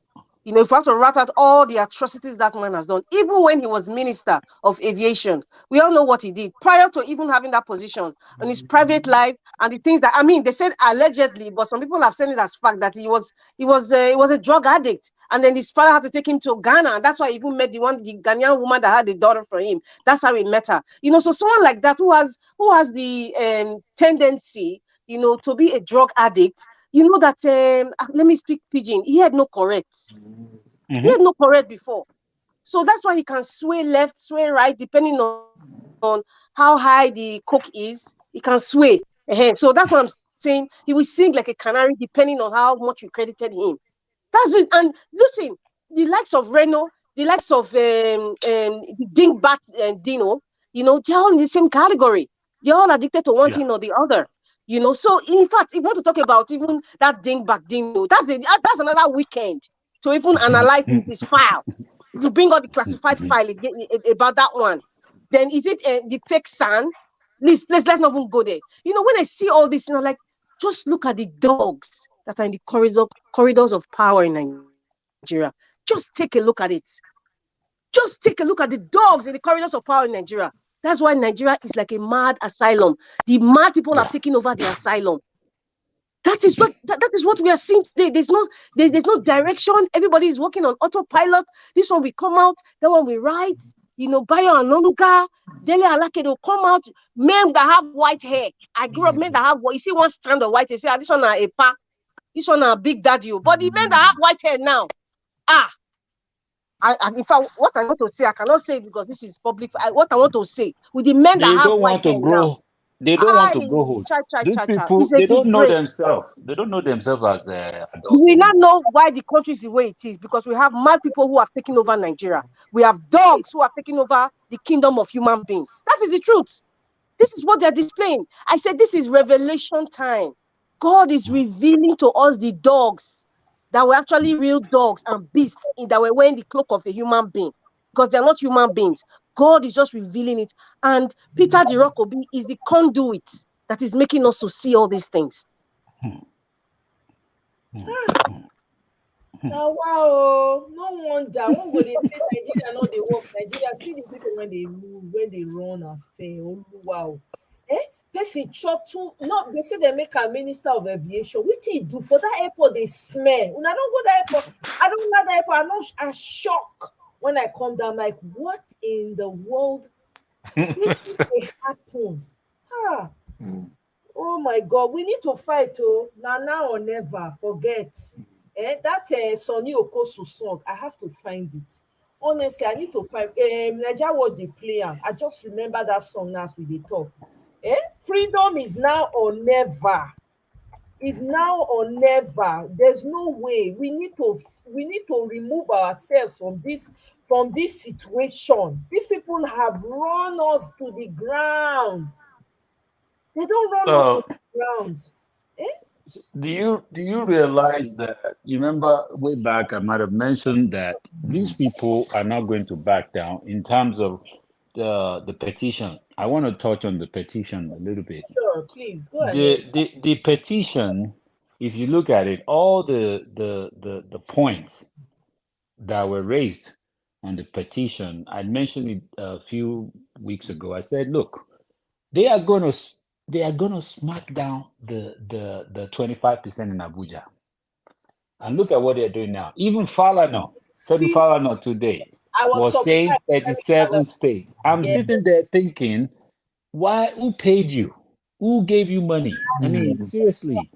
But I'm not surprised. Because it won't what we are going to get in this appeal is not going to be a slam dunk. It won't be a very, very simple, this guy, Shetima, 25% in Abuja. They already talked about this thing. They already talked about it. And that's what the Keyamo was projecting on the what do you call it, on TV. He was already telling us what the justices are going to do, which he didn't know he made a mistake, because basically he's showing us that they have already figured out what the justices are going to say. But here's the thing. There's so many things, because I listened to Aisha's was it a podcast or interview yesterday with Inimbe, and he kind of went it was like a lecture, right? He broke it down. And what I'm seeing here is the burden of proof, right? As the petitioner, you have to prove, right? Now, unfortunately, I don't want to say unfortunately 100%, but it seems like they're not giving LP. They're not giving them what they want. Inec is not presenting the evidence that they need to fight this case. And that's the problem here. Because you cannot go out there. Look at Osun State. For example. Appeal Court upheld Adeleke's election. Even though Oyetola was able to prove that there was overvoting, right? Now, unfortunately, Appeal Court said, Oyetola, you did not provide enough evidence to convince us that there was overvoting. That was it. So I'm seeing a pattern here where, look, can the Appeal Court said, look, you have not proven to us that, yes, I know we have smart lawyers on our side. I do know that. And I know I know God can do miracles. I know that. Because INEC is not opening their books. Because the answers are there. It's there. It's not, you can't hide. And that's why they are hiding it. But at the end of the day, if we don't have access to it, how can we defend the case? But I know that God in heaven sees our struggle, he will fight for us. I know that. This is a divine battle. This is not just something that we're fighting on our own. This is a divine battle because I like I said earlier, this is it. We cannot let Agbado come to power and we are saying 4 years, 8 years. What are we talking about? Who's going to take over in 8 years? We already know their plan. So this is it. We have 2 months to go. And also the drug issue in Chicago. My take on this is, look, they have to have that in there. It's not because they know what the Supreme Court is going to do. The Supreme Court is going to say, oh, that crime was committed 10 years ago. That crime was, but till this day, Tinubu has not agreed, has not said, yes, I did this. Yes, I was part of a ring in Chicago. He never said that. Till this day, they've never accepted that it was this. So now we need to make him, and that's part of the lawsuit. They need to make him say, yes, truthfully, I committed a crime. And it was a drug crime. And he needs to own up to it. Now, we know that they're still going to say, no, it doesn't matter. The Supreme Court will still say it doesn't matter. But he needs to say it so that the United States will know that, look, we are actually going to be dealing or partnering with a drug kingpin. Whether ex or current, we don't know. Because supposedly, he was still running rings in Lagos, even after it was done. After I came back to Nigeria, I was still running rings around. Let me let someone else speak. Right. Thank you I very have a much. question. I have a Yes. question, Omoye. Okay, go ahead. Something came to my mind. It's something that I read. I don't know. It was Bayo. I think it's Bayo Ononuga. You know, the disgraceful Bayo Ononuga. I think he said something. He made a comment that the crime, was committed 10 years ago. So Yes. Agbado, that kind of like interpreted as, I don't know if the question is okay. I don't know if there's anything in our constitution that says if you Statute of commit a crime, limitation. whatever crime it is, okay, statute of limitation, if after a certain number of years, you can be cleared. But we have something like I don't know if they have it in Nigeria where you're pardoned and then your record is cleared. Now we don't know if Agbado has been pardoned by the Nigerian government on that aspect or the American government. Definitely, I don't think he has been pardoned by the American government. So that record still stands because when you are pardoned, it takes a certain number of years. That record is wiped out from the system. But we know, so I don't know because this man is crafty, wickedly crafty. If the lawyers are going to bring something in the constitution or like it's a statute of limitation that says that if somebody commits a crime, whether in within the jurisdiction of Nigeria or outside Nigeria, and is going for a political position, he's still eligible, to be an elected official. I don't know. So that is something I think the SANS will probably go into, because we need to be very technical here, according to what the Constitution says. Now, if that part is in the Constitution where somebody can be exonerated or pardoned, sort of, because we don't know over the years what Agbado has been doing. Because this man has been planning. We don't know whether there's something that has pardoned him now. We don't know because all the people he has been placing, there are people that are part of the like the lawyers and chief judge. We don't know whether he has been planting this thing, trying to clear his name for this day. Because if there's something like that in the Constitution, then the issue of Labour Party bringing in the issue of he's not eligible to even be part of the contestant for presidency, that part to be struck out. Well, okay, so I don't know if it's existing, but can somebody tell me? I haven't read to that extent. Thank you. So can I speak to this a little bit Sure. from my own understanding? So what the Constitution? Yeah. One quick second. I just want to make it. This guy is in Washington D.C. and they are preparing for a protest on the 3rd of April in Washington D.C. against the Inec riggings. So I just want us to quickly listen to this. Please hold that thought. I just want everybody here, so whoever is in Chicago can be aware and join in. Fellow Nigerians, lovers of democracy around the world, We are calling upon you to join us in Washington, D.C., April 3rd, 2023. I just left the capital, where I submitted a letter of invitation for some senators and, of course, members of the Congress, men and women, to join us at the National Press Club. I hope to see you there. I hope to see every good people of Nigeria, every good loving person of Nigeria, every lovers of democracy around the world. I want to see you guys there. We are doing, not only that, we are doing a rally, a protest in front of the White House and in front of the Capitol also in the morning. I hope to see you there. You know why we are doing what we are doing? Is to stop the sham election conducted by Inec. An election in which Inec refused to follow their guidelines. Election in which Inec violated every electoral law in the book. In the election in which Inec even did not follow the Constitution as amended of the country. They want to stuff you any kind of pill and ask you to swallow it. They were telling people, because they don't have people to speak for them, telling them that they should swallow any pill given to them. Ladies and gentlemen, enough is enough. For democracy to succeed in Nigeria, or even in Africa as a whole, this kind of election must be stopped. Election in which where people can manipulate, people will maim, people will kill, people will do anything whatsoever in order to get their way. Ladies and gentlemen, enough is enough.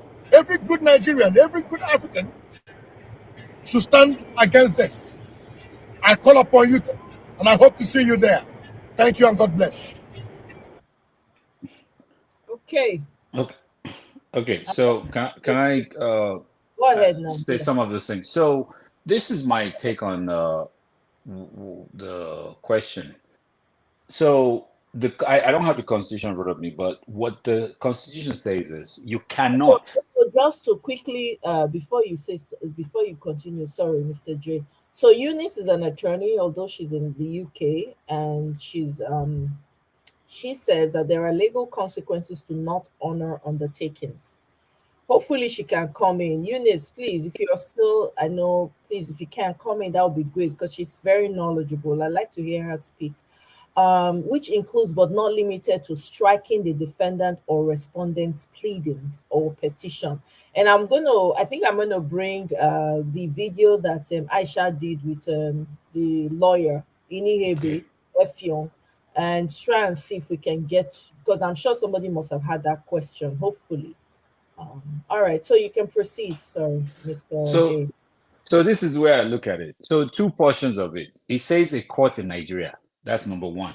So if you've been convicted in Nigeria and you've gone to jail, you cannot run for office. The second portion did not say whether it's Nigerian court or anywhere in the world. So that particular area, this is where the court is going to play a fast one on us. They will say it's Nigeria. They will come back and interpret that as Nigeria, because we know what they're going to do. This is their antique. So now, my own personal overall assessment of this drug thing is this. It's been done years ago, 1993. The paper was stamped September 1993. So that's 30 years ago. The question is he a fugitive? No, he's not running away. They know where he is. Now, this same case has been brought up before he became governor of Lagos State. They brought all these things out, but they kind of he found lawyers to defend him and they squashed it. The same Keyamo, FFK, all these people have come out before in the past to raise this same issue, the drug thing, against Tinubu. So now Lagos State is on a lower level, you can fight that and win and become the governor of Lagos State. But this is Nigeria. You are going to be dealing with presidents of countries. You're going to be on the same podium with presidents. Now, one guy said something earlier, I forgot where I was watching. He said the election in Kenya was overturned. It wasn't just because the justices were just oh yeah, let's do the right thing. No, it was pressure from outside the country. These people don't care about what Nigerians think. They don't care about the rigging. They don't care about the beavers, because these are all laws that, excuse me, that we set up in our own country. So we can violate it. And anybody that raises any head, we'll give them the NSAS treatment. They already have this plan in their head. The only thing that's still bothering this guy now is this conviction, the forfeiture of the drug thing in Chicago. Now, how does this look to American government? How does this look? It looks bad. There's no way he can wrap this around. This is not like he was driving on the street and he hit somebody and, they charge him to court. Yes, okay, mistakenly, this thing happened. I knocked somebody down. Okay, fine. Okay, you pay the fine and you move, whatever consequences for that. But this is a ring. He was operating a ring. And we have to remember in 1993 or in the 80s or whatever, we don't know when it started. He must have started this in the 70s to the 80s and 90s. So, okay, Mr. J, Mr. Kevin Kelly is saying your narrative is dangerous to the struggle. What you're saying is very incorrect. And then about what? It says, so Mr. Kell, can you clarify, or you can you can clarify. Let him come in. We can have with this. We can have a conversation because this is very important, I beg. Yeah. And our says, let me see, the speaker, he cannot escape with this. Oh, okay. So, Mr. Kell, if you have time, please come into the studio so we can clarify, because I'm not sure what that statement was. I don't know where Go ahead, Mr. J. Yeah, so the thing is this: in as much as we are for, we know who we are for, but we have to be, as much as possible, be objective, right? We are not kids. We are not going to be, this thing will just happen. The justices will just overnight they will do this. There's got to be pressure. And all we are talking about here is just, look, this is about the only thing that's exposing him to Americans, to anybody. We ever seen what the European, what's her name, Katrina Long, what she said. She just washed it out. This is like, you should be proud of our democracy. That's it. UK is done with us. They are telling us whatever we want to do. We are not going to do what Nigerians are supposed to do for themselves. We're not going to come in and do that for you. Americans, we know what Joe Biden has not done. We know he has not congratulated him personally. So we know what that means. And the only reason is it's a kind of like you wrap everything together and say, okay, let's look at the totality of this thing. It's not only because they did the beavers thing. It's not only because they paid somebody. They will say they've been rigging election in Nigeria since 1999 or 1979. They've been doing this thing all along. Like Fayose said, he said nothing has changed. But you know why? The only thing that's different here, they fought certificates in the past. They've said somebody doesn't have certificate, Buhari, they fought it.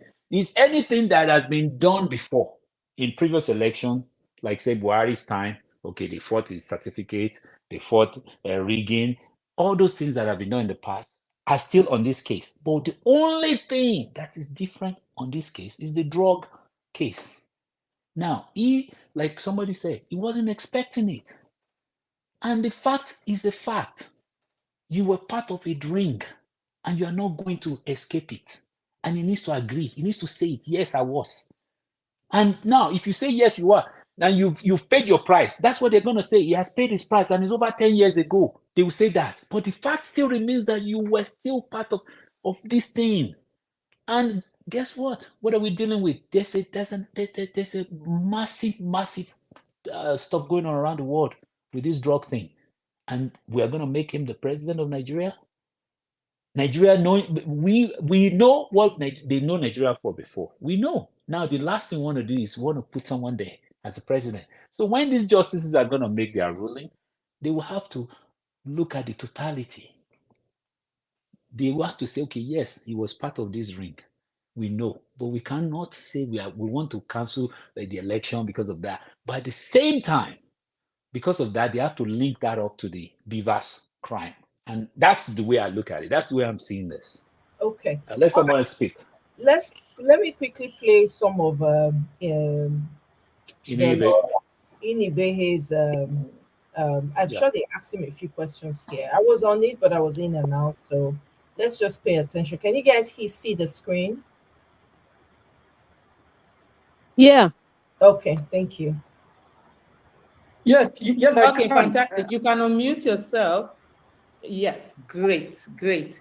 So welcome and apologies, please, for making you go through all that stress in trying to join. So I take absolute responsibility for that because I set up the whole thing, and I think somehow, I'm still learning how to set up. I'm the one who, no.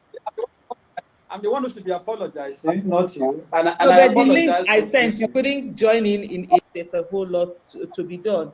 To help us understand election petitions and on also the 2023 presidential election by Barrister Enibehe Effiong. But unfortunately, it's been attributed so many times to other people. One to late Okadibo, and then also some people have tried to attribute it to late Bala Usman.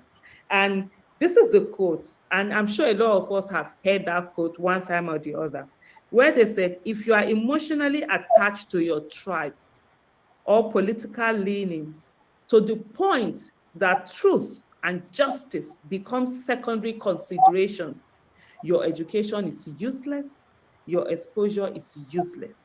If you cannot reason beyond petty sentiments, you are a liability to mankind.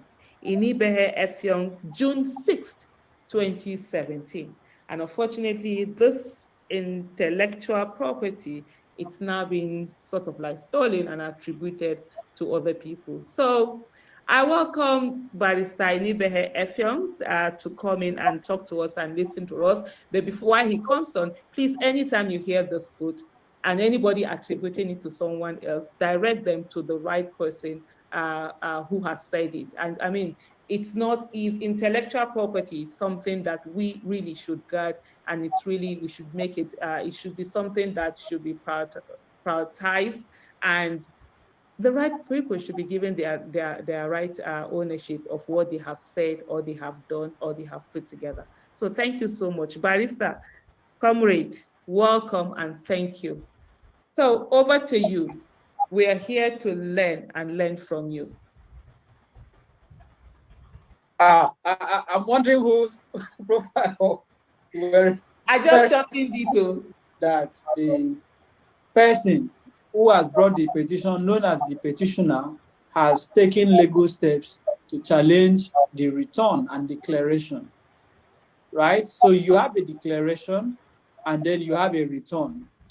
Declaration relates to number of votes cast and scored. Return essentially relates to the official pronouncement of the person who has scored what the law calls majority of lawful votes cast. Please, when I use these words, one must know that the words are used very deliberately and intentionally.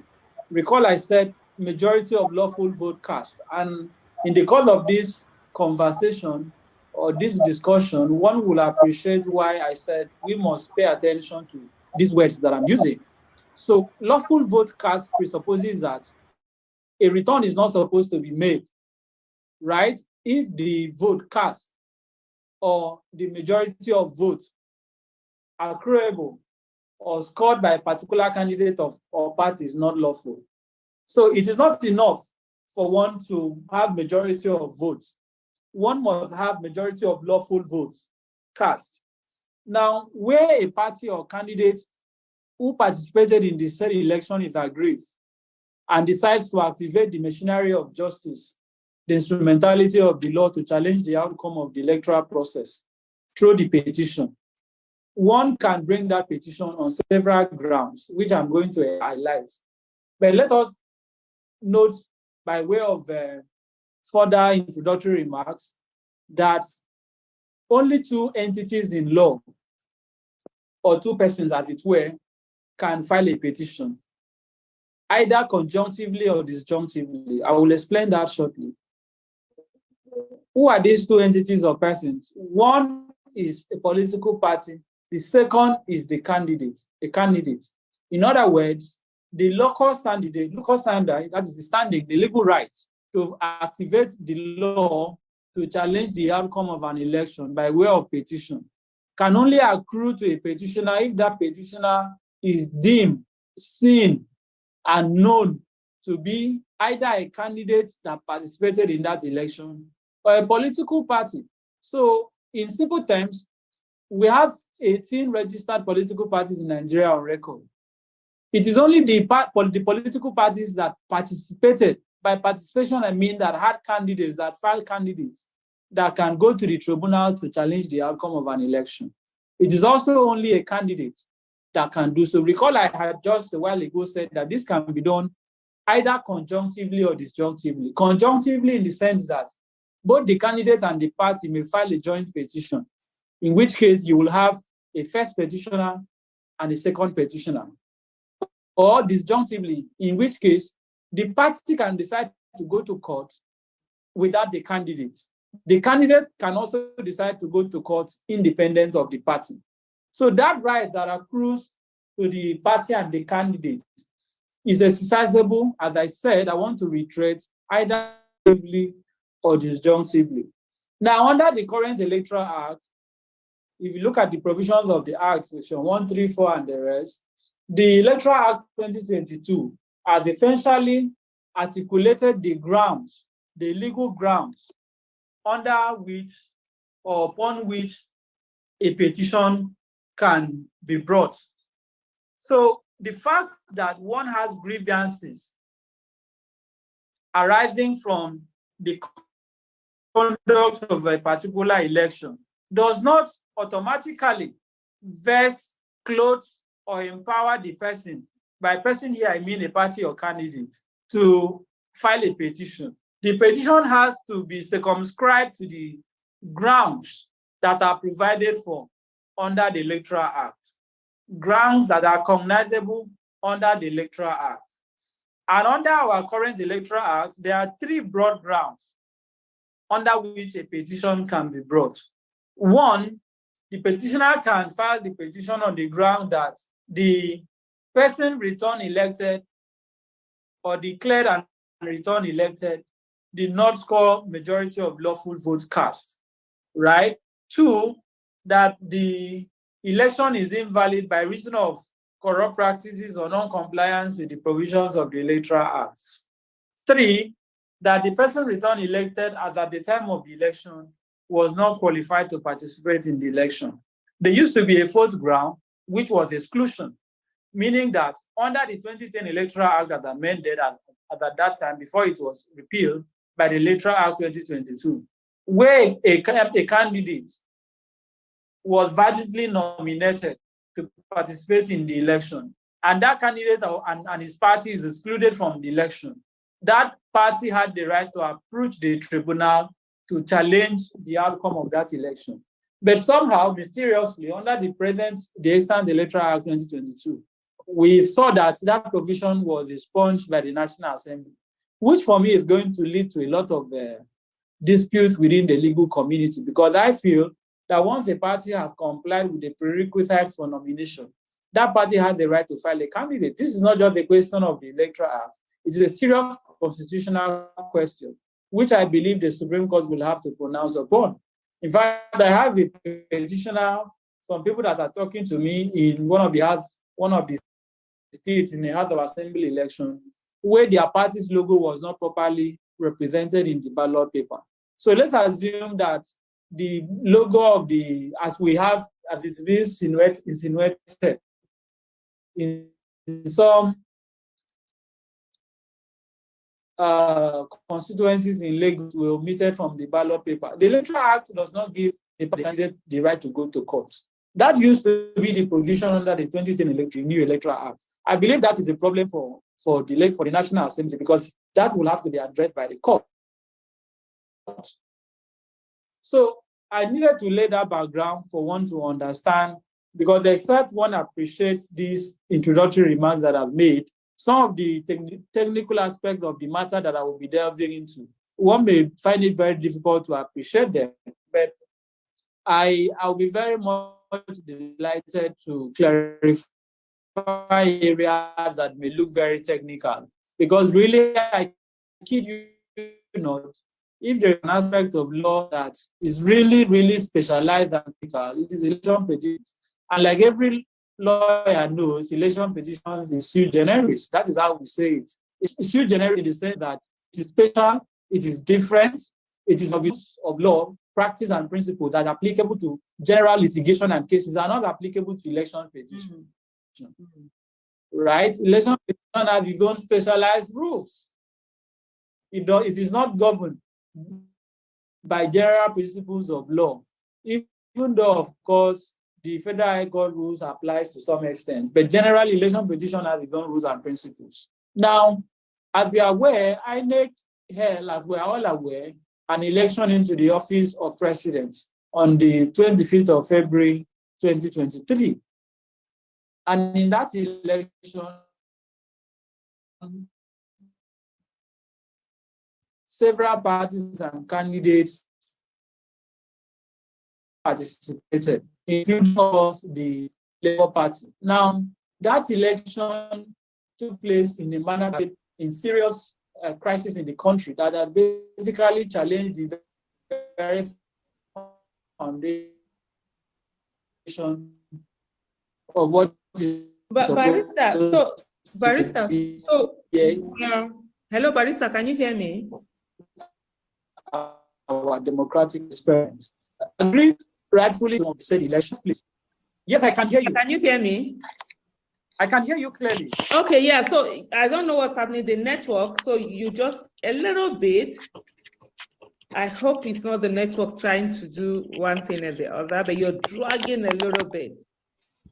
Or maybe you need to adjust position sometimes in the house. So because I said I'm going.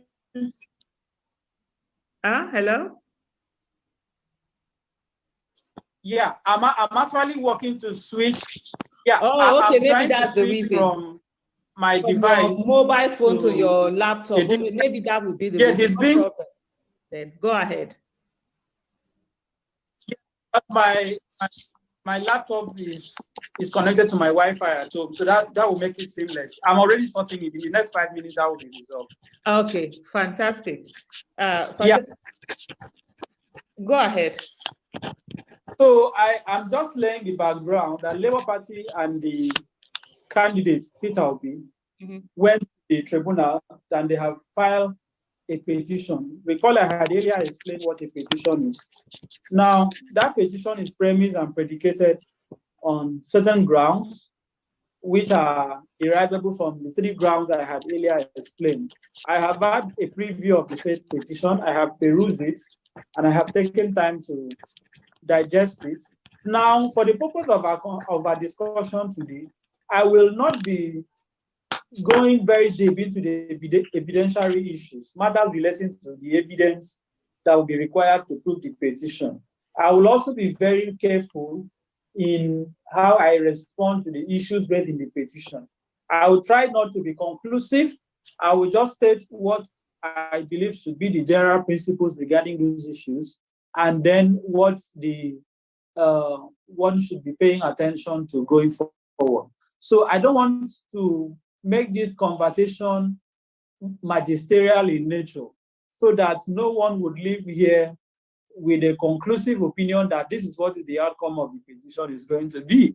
I'm very conscious of the lawyer, but I will just state broadly what the issues are, what the principles of law relating to those issues are, and then the areas of interest. And of course, I will be then willing to take questions.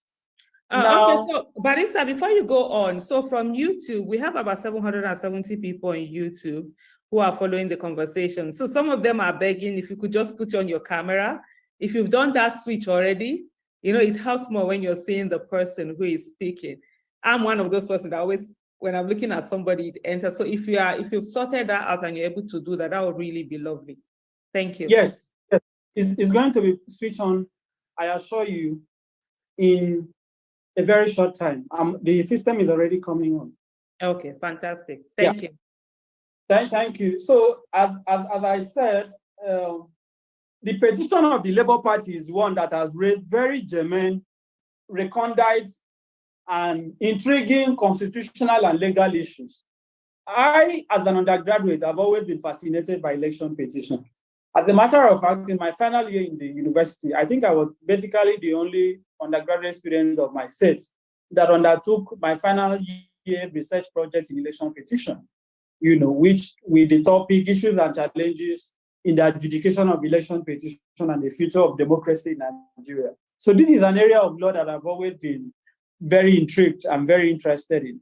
And that has also influenced the way in which I have followed the electoral process, for my time for the couple of years. And I have also had to study certain fundamental precedents, Supreme Court decisions, and so on, that explain some of the principles I'm going to be speaking to. Now, recall I had explained who can present a petition.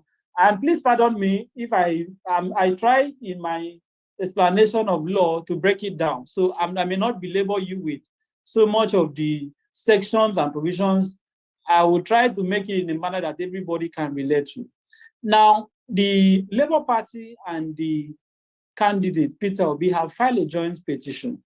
And I'm aware that I think Friday or Thursday or so, they have gotten an order to serve the petition on the respondents.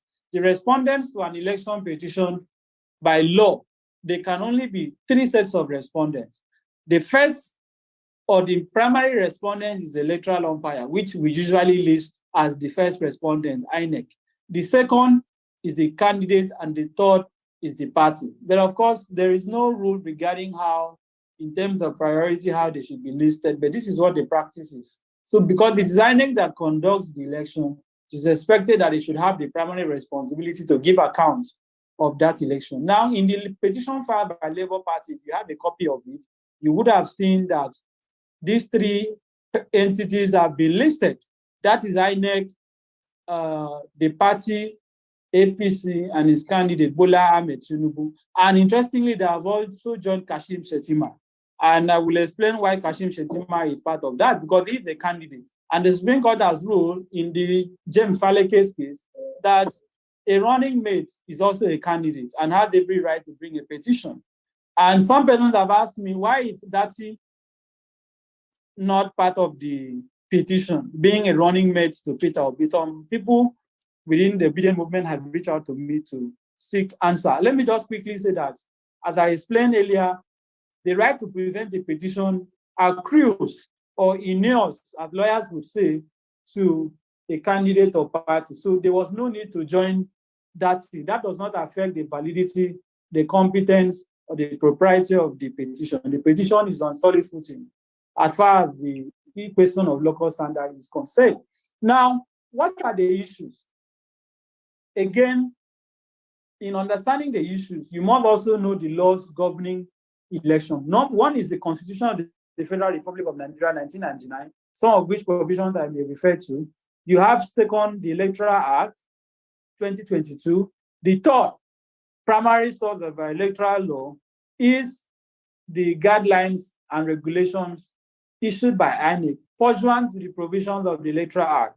The guidelines themselves are what we call, it is a subsidiary legislation, right? You have the Constitution, in the order of priority, the Constitution, the Electoral Act, the INEC guidelines, and what they call the election officials manual for election officials.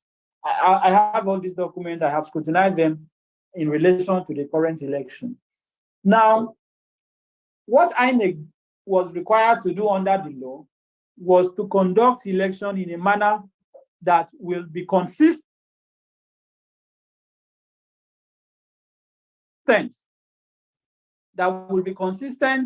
with the provisions of the Constitution, the provisions of the Electoral Act, and of course, the provisions of his own guidelines. Because INEC issued this guideline. Why did they issue the guideline? Because, as we know, power corrupts. And you cannot say you want to do an election and the laws that should govern that election is only in your head. No, it has to be written in a manner that every single person can see it. With some health insurance companies, you get ads with actors doing yoga. With most Humana Medicare Advantage plans, you get medical and prescription drug coverage for as low as a $0 monthly premium. Humana. So that there will be no dispute. And when I go to the issue of BVAS and IREF, you will understand why all these preliminary points I'm making are very, very important. Now, what did INEC do for the purpose of the election? INEC issued guidelines, and in that guidelines, made pursuant to the provisions of the Electoral Act, the power given to it under the Electoral Act, stating in specificity or particularity how some aspects of the electoral process was going to be conducted, the rules that were to govern the election, and of course, minded by the Constitution and the Electoral Act. Now, what is Peter Obi saying? Peter Obi and the Labour Party in their petition have predicated their petition, interestingly, on all the grounds, all the three principal grounds under the Electoral Act. One, they are contending that Tinubu did not score majority of lawful vote cast. You recall again why I said pay attention to my choice of words. They are very deliberate and intentional. I said majority of lawful vote cast, not majority of votes. So you may have majority of votes, but you don't have majority of lawful vote cast. So it is possible that Tinubu had majority of votes, but the question for the tribunal, for the Court of Appeal is, those votes, were they lawful votes? So if they were not lawful votes, why was the return elected? So Peter Obi is contending that. Can I ask a question, Barrister? What makes something, what is considered lawful votes? Well, lawful votes is a vote that is cast in accordance with the law. It is also a vote that is declared in accordance with the law. So there is the casting and there is the declaration. Again, I'm going to break down the process because part of the confusion people have about election is that they see election as a voter. But for me as a lawyer, I don't see election in that manner. For a voter, election is an act, right? You just go and vote. Or when a declaration is made, no, election is a process. So when the question of lawfulness or unlawfulness of a vote is raised, what the lawyers will look at, what the court or the tribunal will look at is this vote, did it comply with the process that is supposed to be constitutive of an election? What is that process? If I should even go to the ones that are most pertinent from the day of election, you have accreditation, you have voting, you have transfer, which is an innovation under the 22 Electoral Act, Section 60, subsection 5. Please pay attention, accreditation, you have to be accredited, and then you vote. When you vote and everyone in the polling unit has voted, the third stage is supposed to be the transfer. And after the transfer, you have the collation, right? After the collation, you have the declaration, the return. And in all these stages, the law assigns responsibilities. For the purpose of voting, accreditation and voting, you have the presiding officers, the assistant presiding officers, and so on. That these are the people you relate with as the voter. For the purpose of transfer, you still have that duty ascribable to the presiding officers. That is what the law says. When they have finished, they now commit the remainder of the process to people known as the collation officers. So you now go from your polling unit to the registration area, otherwise known as the Ward Collation Center, where the collation is done. From there, it proceeds to the local government collation. From there, it proceeds to the constituency collation. And of course, depending on what election, it goes to the final collation. For the purpose of presidential election, the Constitution says the entire Nigerian Federation shall be regarded as one constituency with a returning officer. So when these processes are not complied with, any vote arriving therefrom is not a lawful vote. So let us take the issue of accreditation. If 5 people are accredited and 10 votes is cast, that is not lawful vote.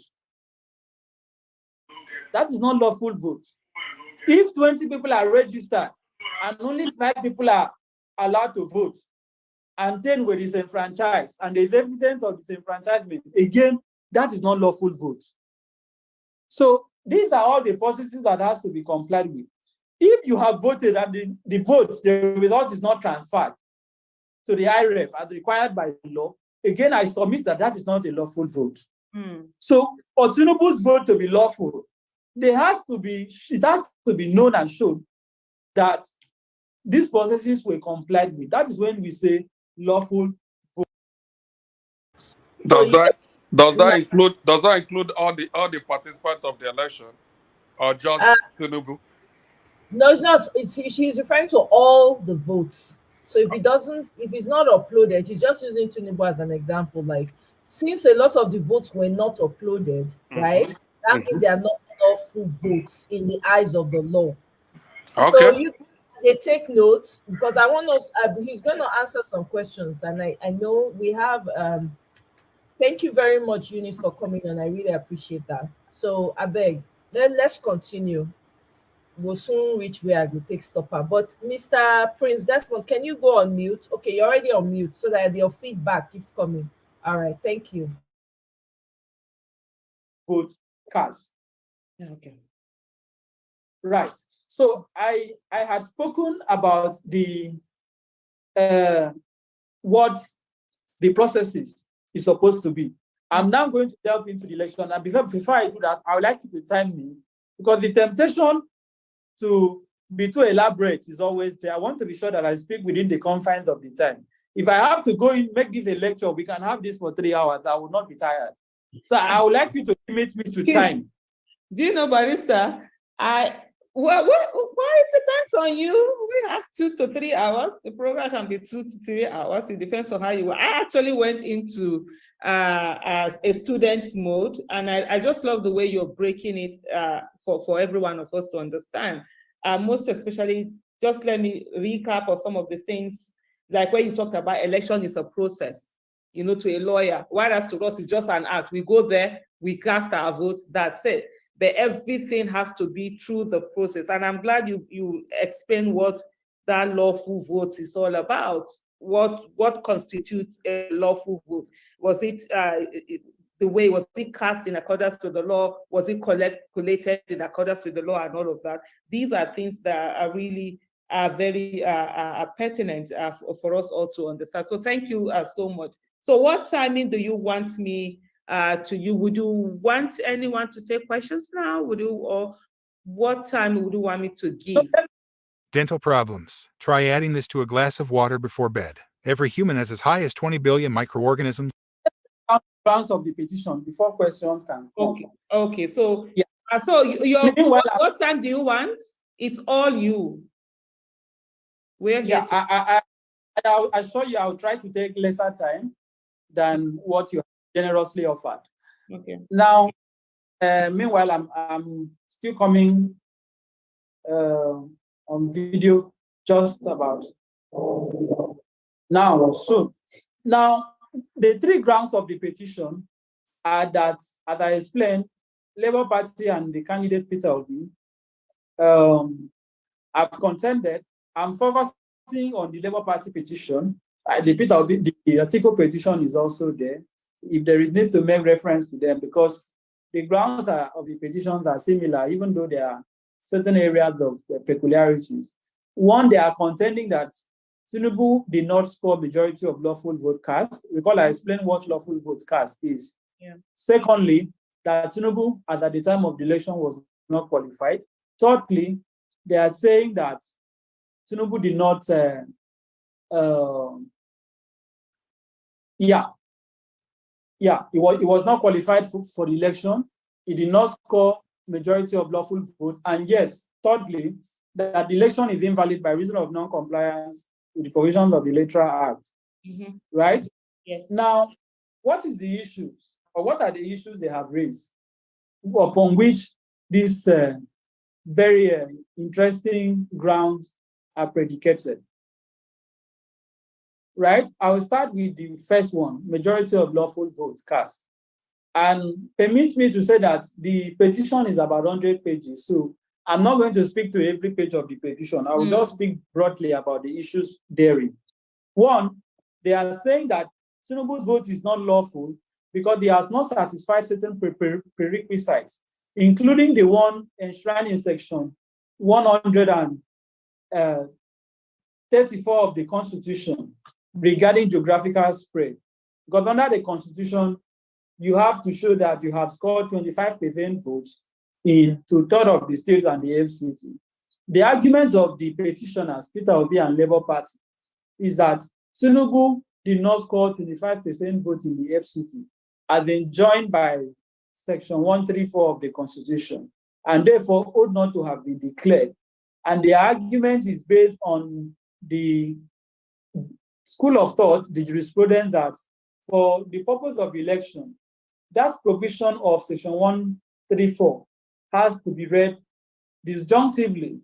In other words, that the requirement of 25% votes in 2/3 of the states is separable, distinct, different, and independent of the requirement of 25% votes in the FCT. This is their argument. This is what they are contending. However, whether that argument is going to hold up at the court will be based on several things, but ultimately will be the decision of the Court of Appeal to make. But that is what their petition is saying. So they have argued that for the purpose of the election, Tinubu should not have been declared. The other species of majority of lawful votes, which the petitioners are saying the second and third respondents, Tinubu and the APC, did not meet, is that they have also contended that the votes ascribed, counted, and declared for the second and third respondents, Tinubu and the APC, that those votes are not true reflective. They are not reflective of the actual vote cast.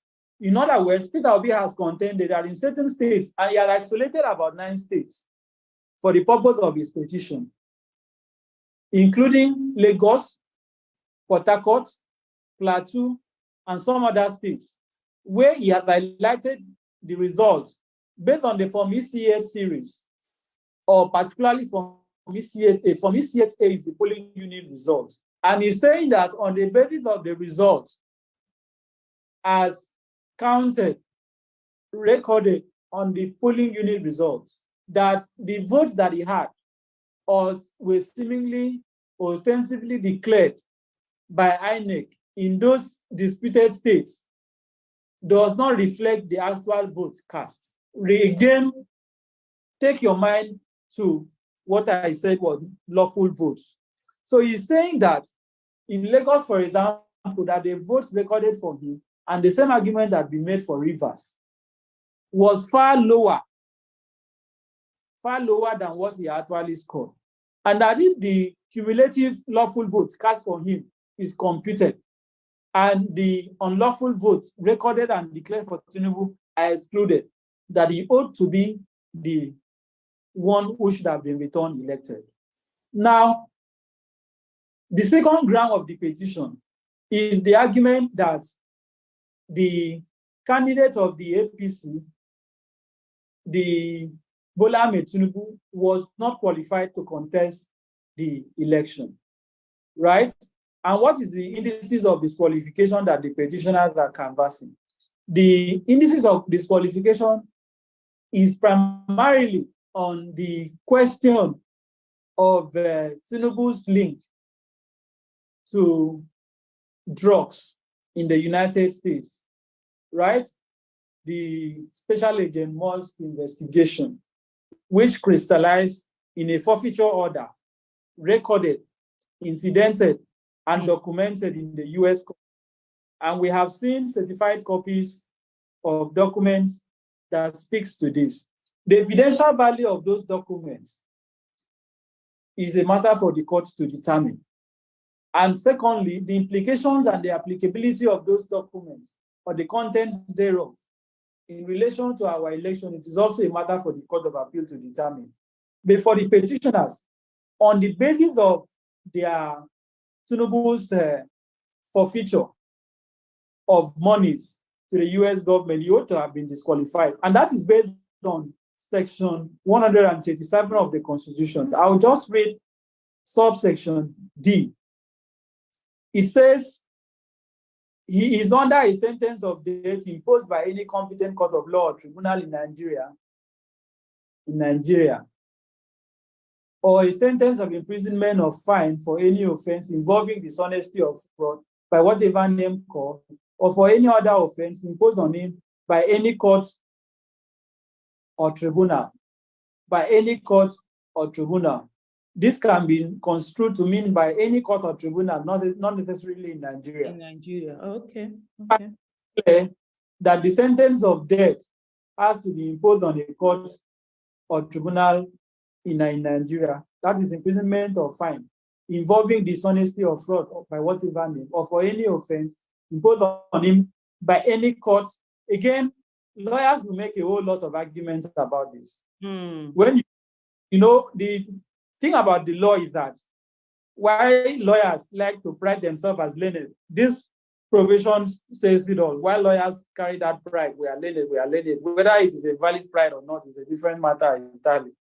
But when you look at this section, as someone who is educated, you can give it a meaning because you are reading it, you are reading the English in the provision, but the lawyers are not looking at the English, the grammar.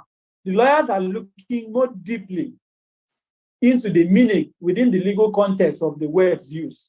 For example, if this provision on the face of it. Recordings just got better. Hey, it's Dana from StreamYard. I'm so excited to announce that local. You can say that the conviction or sentence has to be one that is imposed by a court in Nigeria. But the other argument is, if we look at it, it looks like what is contemplated envisages one that is imposed by any court or tribunal, whether in Nigeria or elsewhere, or substituted by a competent authority for any other sentence imposed on it by such court or tribunal. I believe this is the basis for the argument about Tinubu's eligibility. It will now be for the court in Nigeria to determine the consequence in law of the forfeiture, whether that forfeiture can be elevated to the status of conviction or a sentence or criminal sanction. I'm aware there are Supreme Court decisions on this point. I have reviewed some of them. I will not speak so much into them, right? Because, I mean, the petition is there for the lawyers to argue. Okay, does that answer your question, Rita? Sister Rita?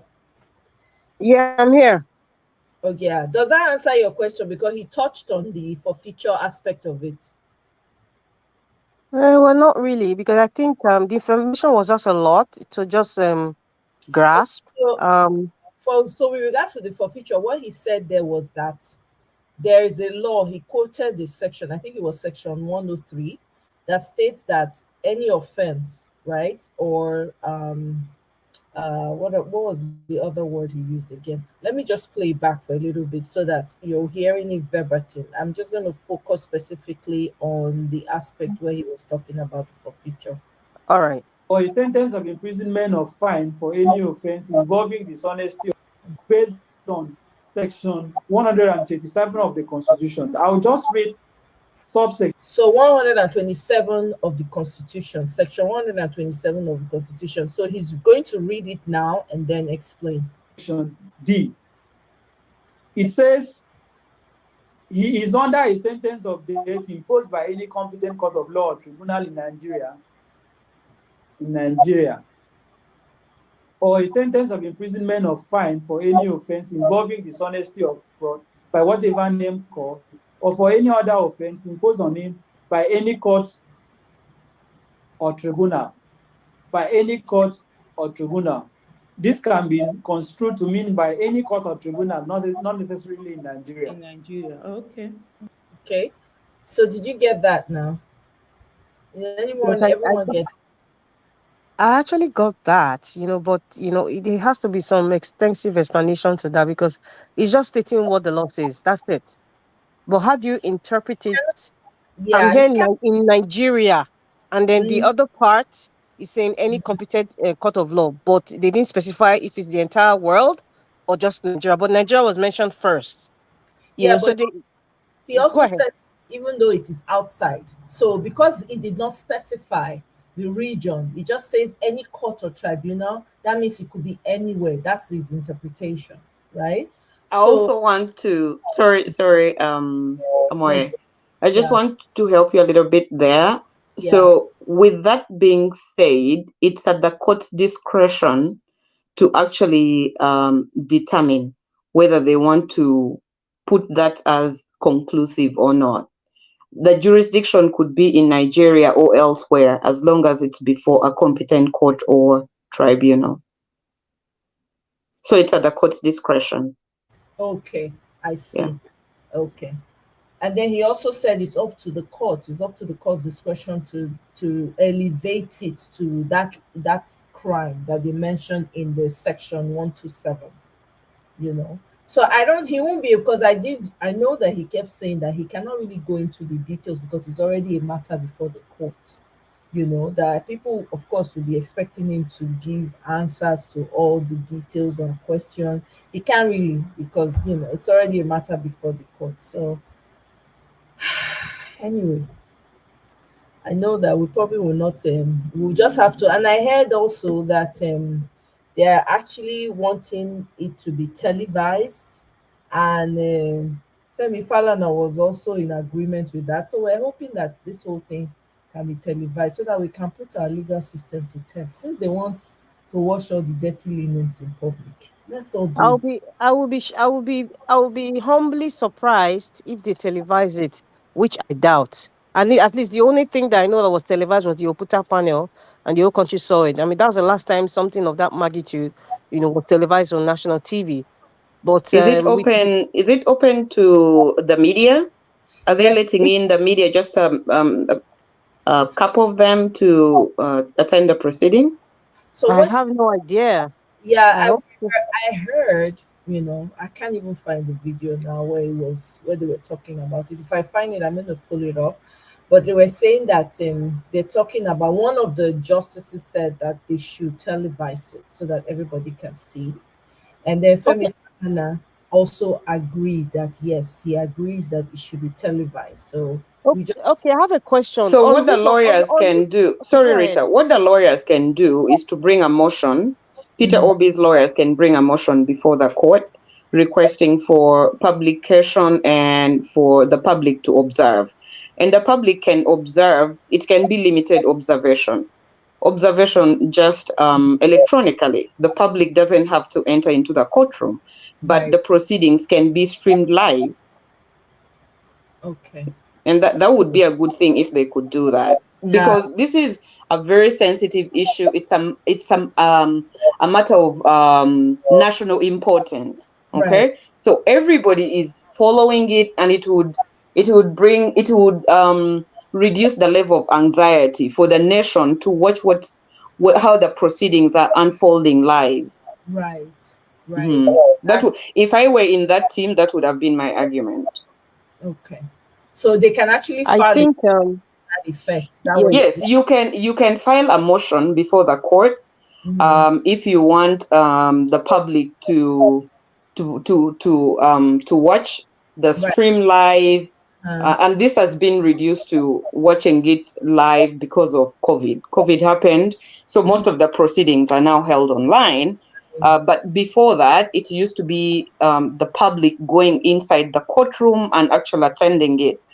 However, if you are in a state where it's a sensitive case and you don't feel that your client is safe for the public to be allowed inside the courtroom, you can bring that motion and request the court that there's a publication ban, so that the public will not be allowed in, the media will not be allowed in. It will just strictly be your client, the lawyers, and the jury, if the jury is allowed in the hearing, so that it's restricted. So those instances are done to, it's a very sensitive case and you want a fair hearing for your client.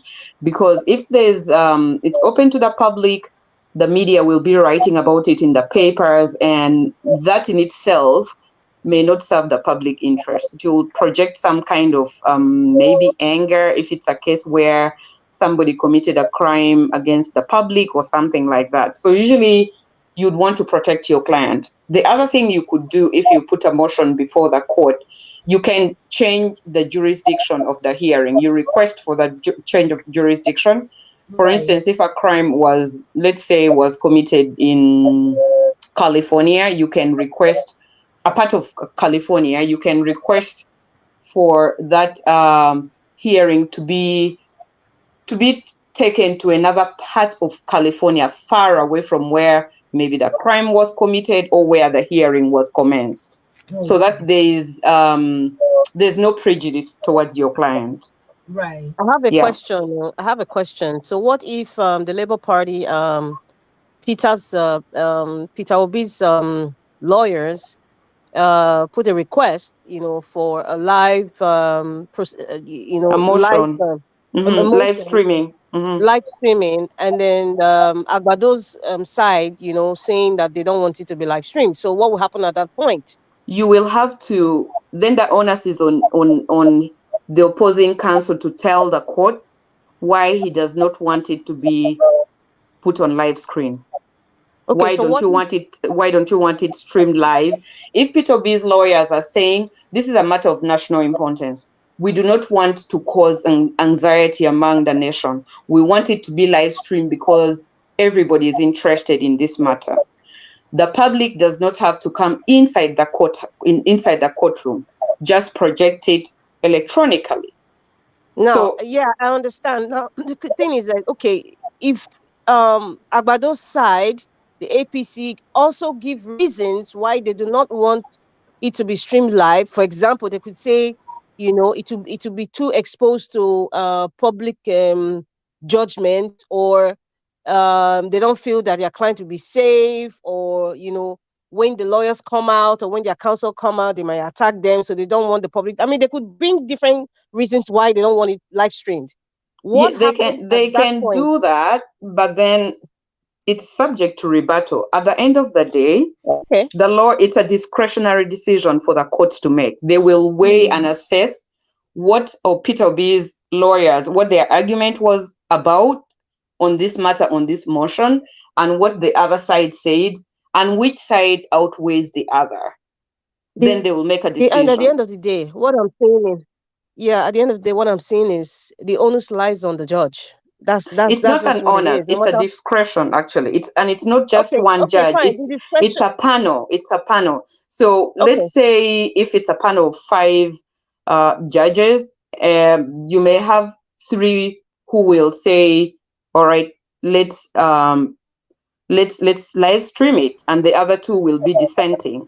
So they will have, obviously it's going to be 3 against 2. Then they'll live stream it. But it all depends on how your argument is put forward. And for such a matter, if you really argue the motion that this is a matter of national importance, it's very important. It's not just Nigeria that is following the matter. The world is actually following this matter. You are setting a precedent. For a judge who wants impartiality, they would consider putting it live on whatever the media. With the kind of judges that we have in Nigeria, sorry to say, to you, with all due respect to those people who are the real judges, I think these judges that becomes at the end of the day, the lawyer will have represented their client to the best of their knowledge. And let me tell you something, those judges are being watched by different courts in this world. If they ever want their career to go beyond Nigeria, they should be doing the right thing. Because they're setting a precedent. This is a landmark case. I just wanted to say something regarding the judges. However, I don't care if they are 10 or 5, because they know that they don't want public persecution to their person, the kinds of Nigerian judges we have, I can bet you $100 that they would agree with the camp of Agbado not to stream live, the appeal. Just because this is like I am looking at it now in the personal mindset of the judges now. Forget about the lawyers of both parties. The judges themselves, they don't want to be seen because they know Nigerians. They don't want to be seen that Nigerians are looking at them making judgments that are not right. They want to say, okay, this is the judge that actually made this comment. This is the judge that actually did that. So in their own mind, they want to protect themselves. They prefer you write their names in the papers than Nigerians looking at them live, making decisions that shows that they've been compromised. So I would be very, very shocked if they agree to live stream. I will be very shocked. I will admit it. But if they don't, I will not I be totally shocked. agree with you, Rita. I will not be But shocked. as the LP's lawyer, you will have done everything you have to do to represent your client. You will have done everything you have to do, and then it's up to them. They will go on record as the panel or the lawyers that decided against, because all these things are going to go on record. It will become a public document once the petition is done. Madam, the Nigerian judges They we don't have, they they don't care. care. They don't really They care. don't That's why care. what Rita just said is just I'll be very, very shocked and surprised. In fact, I don't know. I will celebrate it if ever they ever I'm agree telling to you, my air brother. that. They They will don't never care air about it. international, They don't international, care. or if their career is going to go. They've collected 100 million, so they think life begins and ends there. They don't care. How old are they? Most of them, I think the list will be like in their 60s. So they say, okay, I have like a couple of, decades, and I'll be fine. I really don't care what the international, courts are, how their perceived, the Their way they look at judgment. me. They don't care. They They don't don't care. care It's not gonna what the world happen. think about them. Let's leave You it. know, It's not gonna happen. They will never I will be accept it. shocked if they live stream. I will be shocked. It's not gonna I'll be happen. very shocked. It's not gonna happen. So can I say That's something? unfortunate, though. Can I say something? I think I agree with Rita. I think they are not going to. It's not in their best interest to streamline this case, and the reason being, he just explained everything. But we also have to understand something. These judges here already know where they are going. Now, what we are doing here, we are fighting where we know they are going. I mean, it would be very, very naive of anybody on our side, the LP side, to believe that APC has not gone to court to settle these people. It would be naive of us.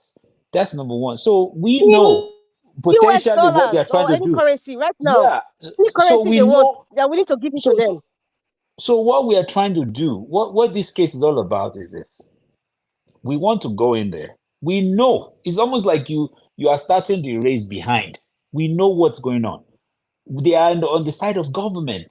The government has bought these people. So when we go to the court and say we want to fight them, the only thing, because the evidences are there to win this case, we know it. But the only thing they can do is to slow down the process. Slow it down as much as possible. Slow it down to the point where they are not giving us access to prove the case. They are not giving us any form of, they want to give us the least amount of evidence. Even they were telling them not to certify the documents. And as you know, it's only certified documents from INEC you can take to court to fight this case. You cannot take your own polling unit result to go and show them and say, this is my own polling unit result. They won't accept it. I think a video from the polling unit would be acceptable. But how many videos? How many people recorded videos? Yes, we do know we've seen videos online, but how many videos are out there? Do we know this was going to happen? If we knew this was going to happen, we would have gathered 170,000 polling units video and take it to court, and it will be overwhelming. But the problem here is this. They don't want to provide access to the beaver. They don't want us to see every evidence, so that by the time we get to the court, they will say, "Oh, your burden of proof, yeah, you are not presenting enough evidence to overturn this." That is basically what they want to do. So that's my comment. I have a question, please.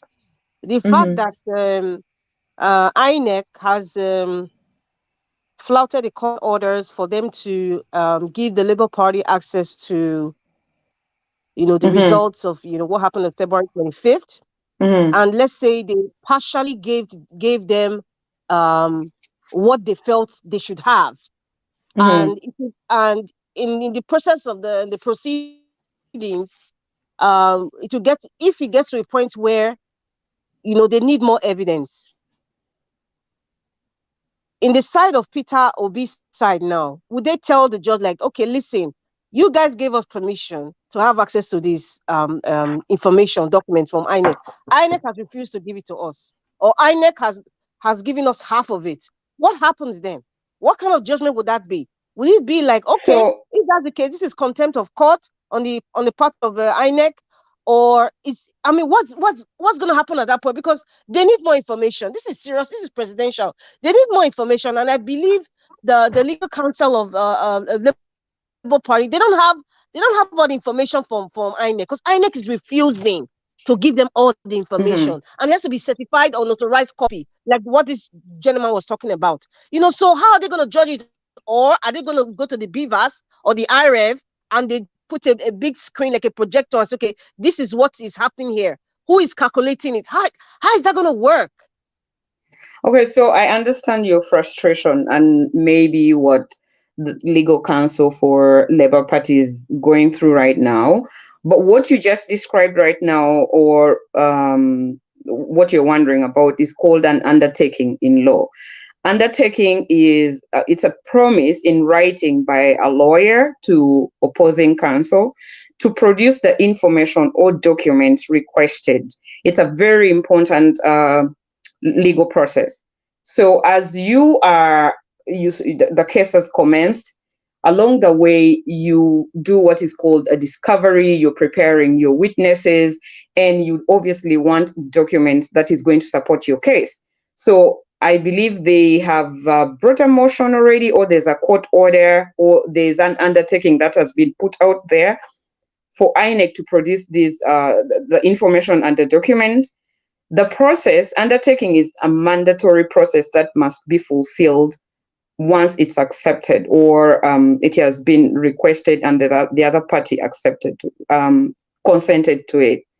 So these are the consequences of you not complying to or answering to an undertaking. Top of my head, I know that if you do not comply to an undertaking, the court has the discretion to penalize you, to pay the petitioners or the defendants costs of legal action. So when the hearing is done, you will pay all the expenses that they incurred in the process. Secondly, the court can strike the main claim or the petition itself. And when a petition or a claim is struck, that means judgment would be entered in your favor. And once judgment is entered in your favor, then the opposing counsel who has lost at this point would have to appeal to a higher court. And when they appeal to a higher court, they will put a motion. And when the motion is put, the motion will be put to set aside the judgment of the lower court, so that the higher court will then hear them out. The higher court will want them to still produce the documents or the information that was requested. You just cannot proceed when you haven't produced an undertaking to the other lawyer, because then you stagnate the process of the petition or the claim. The other thing that would happen if you don't honor your undertaking is that there will be a disciplinary action, which is before Law Society, and that is totally like a different thing altogether. But from what you're describing, it appears like Peter B's counsel, they have done everything requesting for undertaking to be produced, and the other side is not honoring it, and there are consequences to that effect. My only concern at this point in time is, since you're speaking the way you're speaking about the judiciary, I do not know whether they can follow through with the consequences if the other side does not comply, like penalizing them, striking the petition, and disciplining the lawyers. I don't know. In an organized society, this is what would happen, and all the consequences would not are very. It's very heavy. Usually, lawyers comply. So I don't know how that is going to play out in Nigeria, but yeah, that's really all I have to say. And the other thing I wanted to mention, which is different from what you're asking, is about the newly, is it Tinubu's credibility could be attacked by Peter B's lawyers, and they can use that to attack his honesty, his whatever he did. He has a record of dealing in drugs, and that can be brought before the court. It will be up to the court again to decide whether they want that evidence to be admissible and entered in court.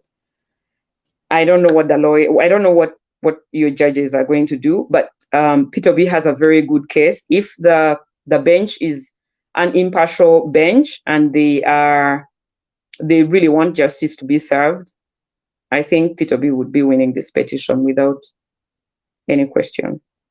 Thank you.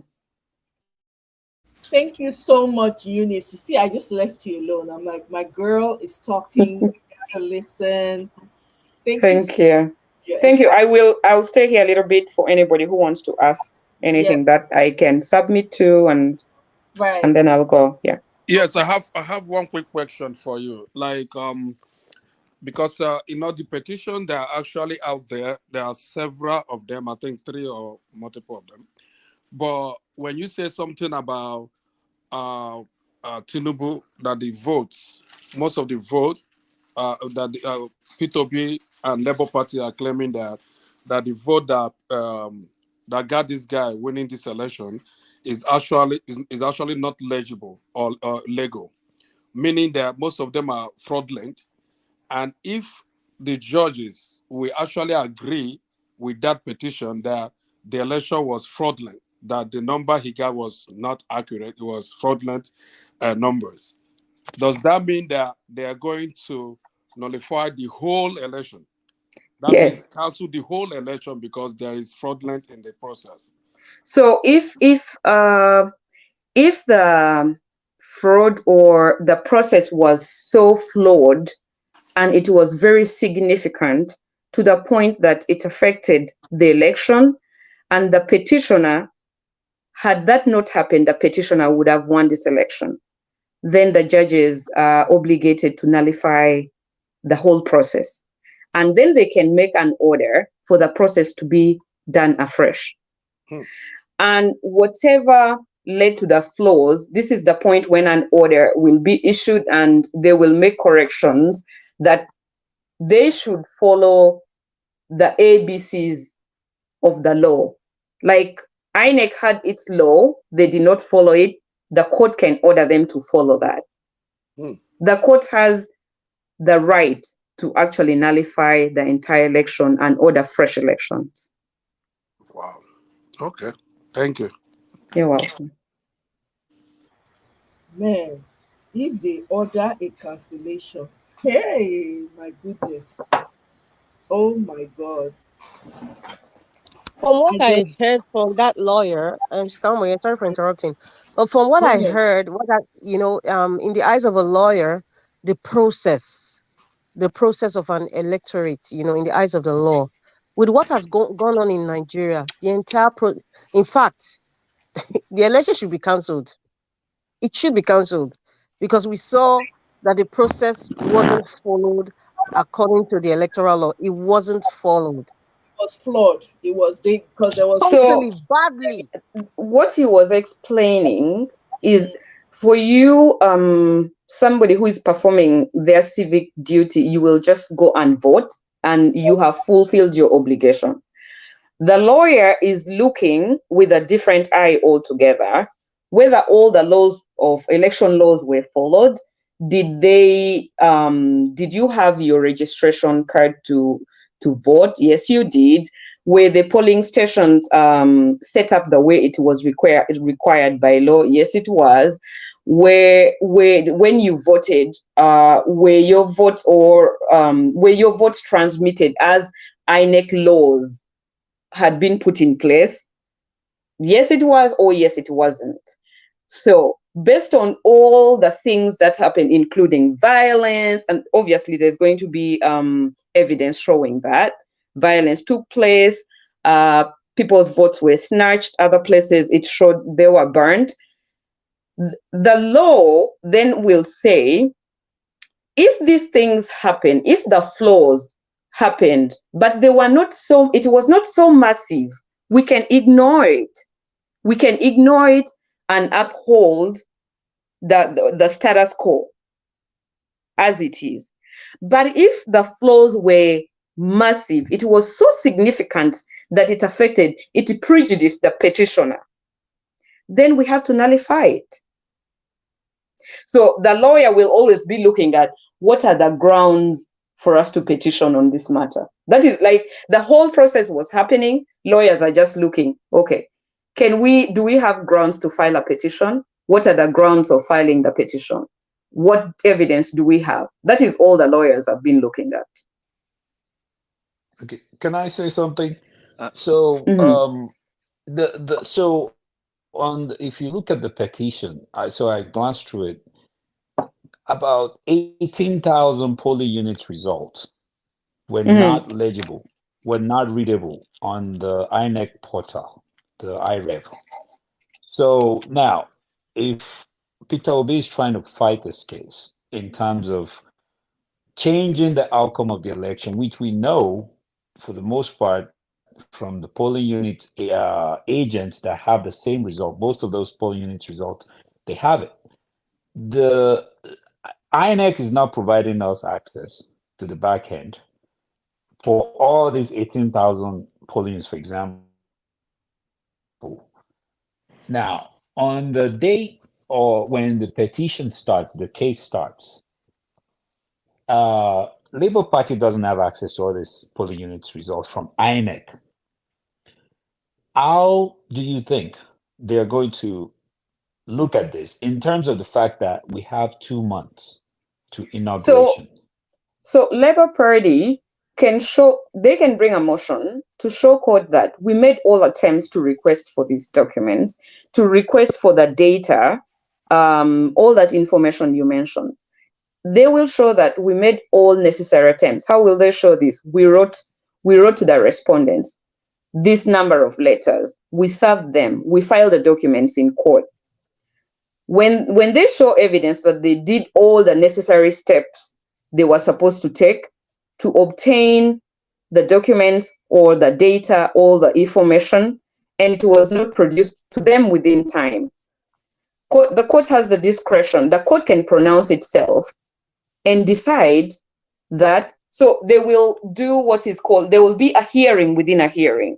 There will be a mini hearing to the bigger hearing. So the mini hearing is called, and like they would grant an interlocutory order. Okay, it's not a final order. It's like a small order. When they say interlocutory order, it's a small order to solve certain issues that are pending that would help the case to progress, right? So the court can issue that order and say that the respondent have to answer to the petitioner and provide them with these things. And if they don't do that, the case is not proceeding. Everything will be put on hold for a certain period of time. If they don't do what the court requests them to do, which has been entered which has been issued in an order, the court then has the court can pronounce itself and dismiss the whole petition against the respondent.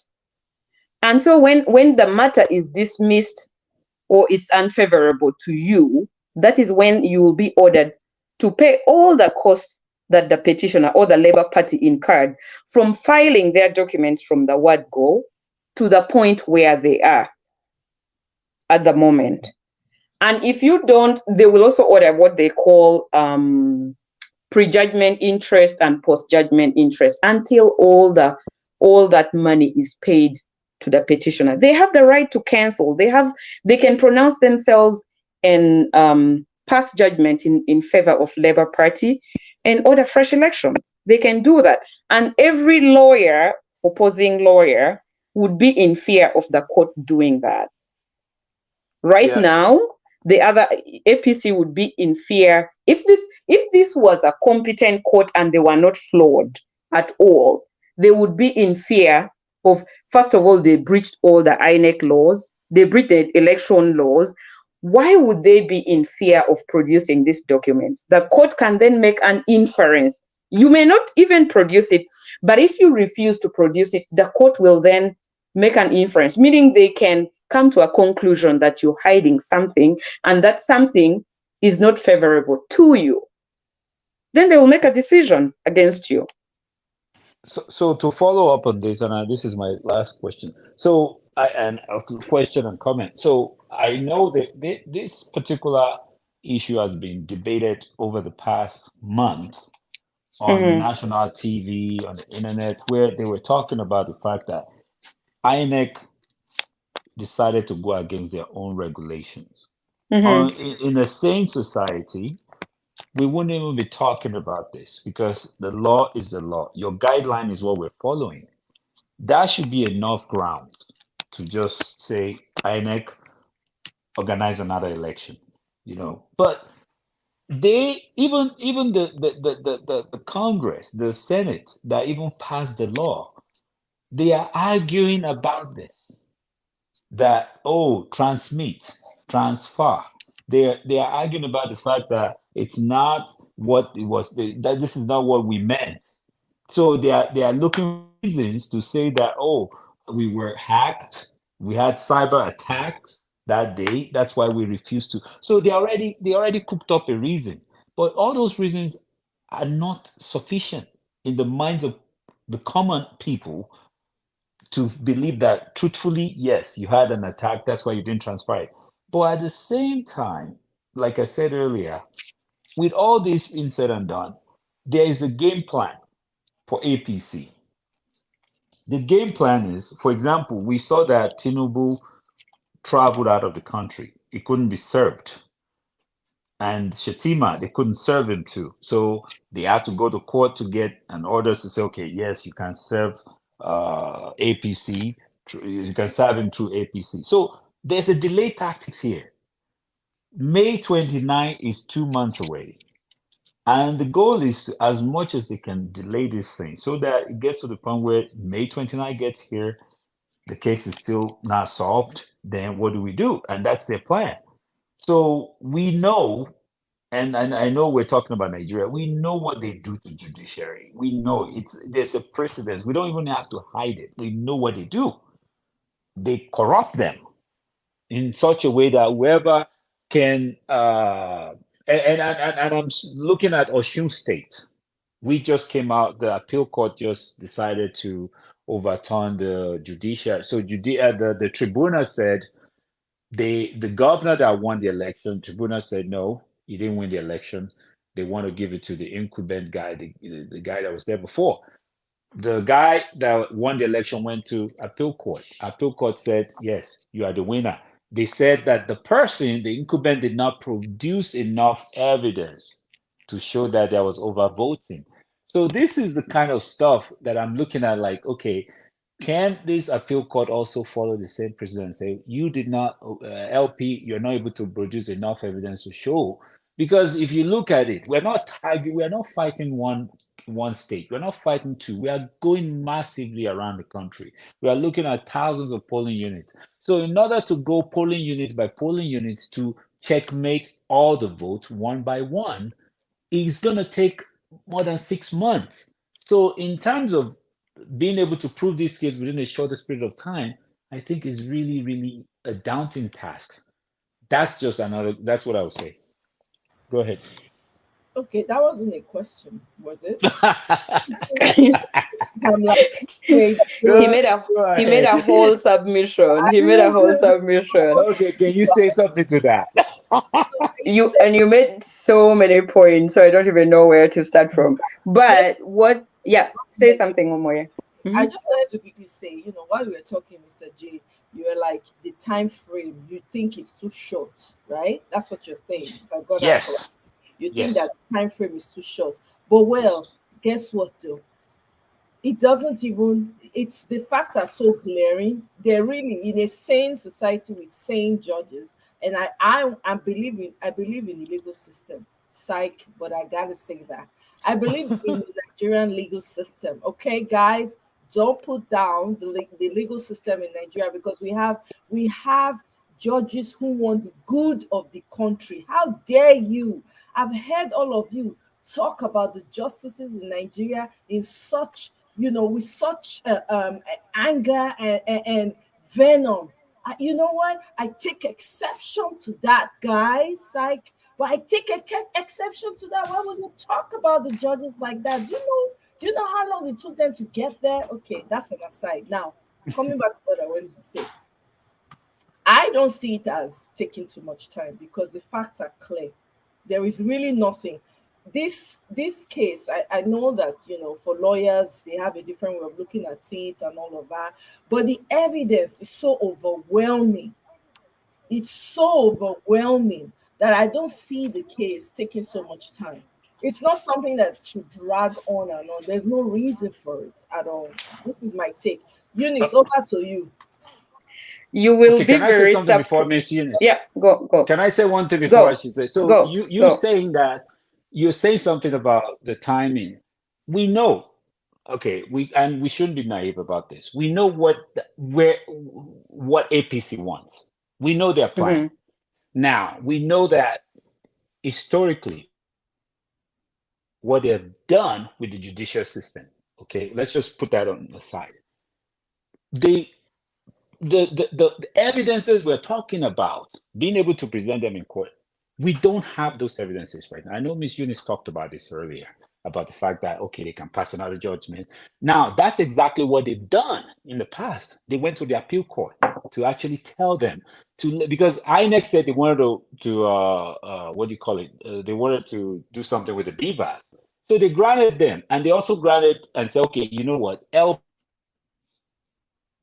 you still have access to it. Back up all your data. But as we speak right now, as far as we know, they don't have access. So what I'm saying is this: if I cannot give you the evidence you have, which is overwhelming, we know if it's revealed, it will. It's like you have a house, but you're not letting me inside to take a peek. I want to buy the house, but you're not going to let me see it. I'm not going to be able to buy it. Same thing. You don't want to give me evidences so that I can present it, because we know that if they let the sunlight shine on all the evidences out there, the case will be a slam dunk. They know this, and they're not going to do that. And that's what I'm trying to say, that the only tactics they have is to delay and delay and delay and delay till the end. Okay, Miss Eunice. Guess what? I don't think that's even going to be in their favor because exactly. The results are being uploaded. There's some people that are coming up. We have to understand, Labour Party had agents in all the polling units, by the way. So as they were collating, we were collating. So whether they bring out the evidence or not, in a sane court, when you come and you don't have any evidence, okay, you say you don't want to show it. Okay, we agree. All right. So if you don't want to show it and your opponent comes with facts backed up, how do you prove it for your own self, for your own clients? How do you get them out of the... Mr. Moye, you cannot bring your polling unit results. You cannot bring the results. So that should actually make it very easy for the court to give their judgment. Okay, because if you're proving to be a difficult lawyer, that you are bound by the rules of professional ethics to be cooperative. As a lawyer, you have to be courteous, you have to be civil, and you have to cooperate with the other counsel. When they ask you for certain things, which is within reason, you're supposed to produce it. If you become stubborn and you don't produce those issues, that becomes detrimental for you. So if like Omoye said, if you are able to, if LP's lawyers show that we took all the necessary steps to obtain these documents, they did not provide it to us, then the court will ask them, so what do you have to say to that? And if they say they don't have it or they could not produce, why can't you produce it?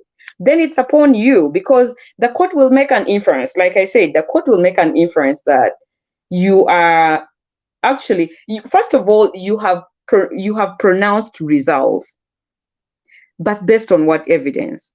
We need to see the evidence that you use to make your pronouncement.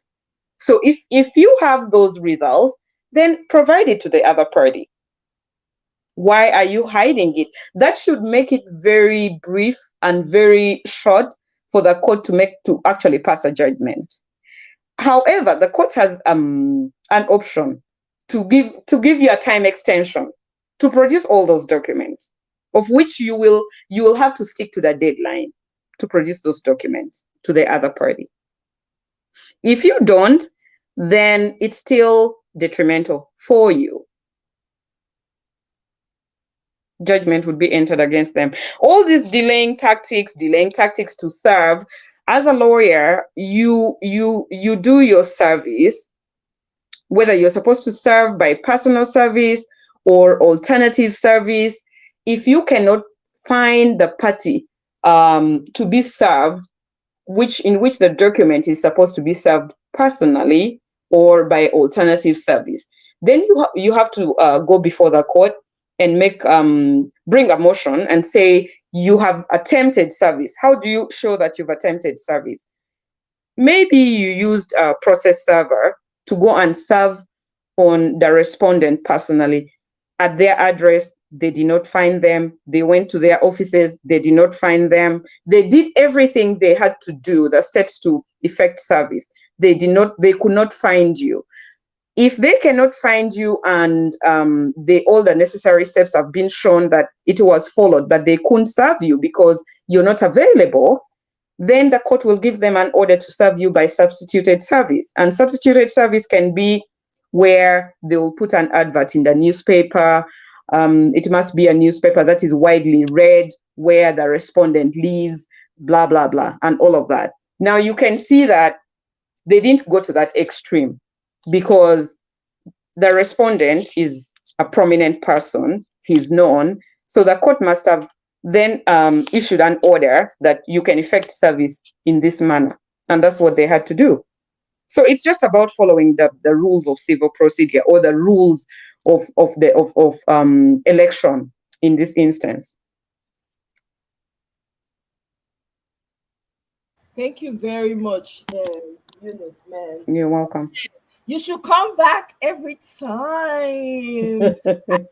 I try. I wish my job and my crazy schedule could let me come back but sometimes I just come in the comment section and and I make comments. Sometimes what you're discussing is too deep for me, because I don't know like maybe the different jurisdictions in Nigeria, or the parties, or the people, or maybe the senators, or whoever you're talking about, but I try to follow. So when it's something like that, I won't say much, because I won't want to say what I don't know. But when it comes to the law, I can at least, I can explain what I know. Yes, no, yeah. I see you, sis. I see you. I'm just Thank you. Let me take my flowers when I can. Thank you. Yeah, and please don't go yet, too. Please just stay. Okay, let me stay a little bit. Yeah, I beg. Thank you. Give us our mandate. Welcome, bros. Happy Sunday. Long time. We like saying a long time, but not well, same to you. Good evening, everyone. Thank you for all that you do.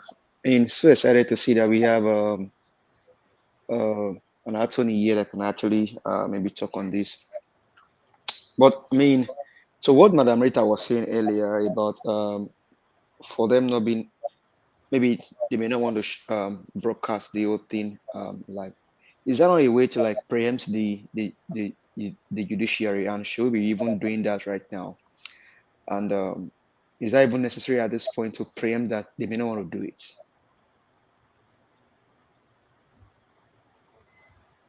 Say that again, Mr. Like, T. like what you said. Oh, well, I'm sure because it's Nigeria, they may not want to show the broadcast the proceedings live. Is that not a way to preempt the court, even even though they've not reached that conclusion? Like you're trying to preempt them, and should we even be doing that now? Well, that's Nelly's been warning us about that. Let's not be preemptive. Let's not preempt them. Yeah, no, I understand that actually. It's just the direction the conversation went. So yeah, no, you're right, Nelly. I agree with you. Let's not preempt, and that's why I said I personally, I believe in the judges, and I believe in the justices and in the court. So hey, I'm not one of those people. I believe justices, please. I believe in you. I know you're going to do.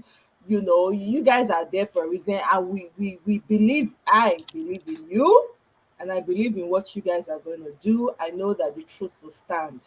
Yeah, we So believe in them because we don't The, want them. the court is there. The court is in existence. The judiciary is in existence to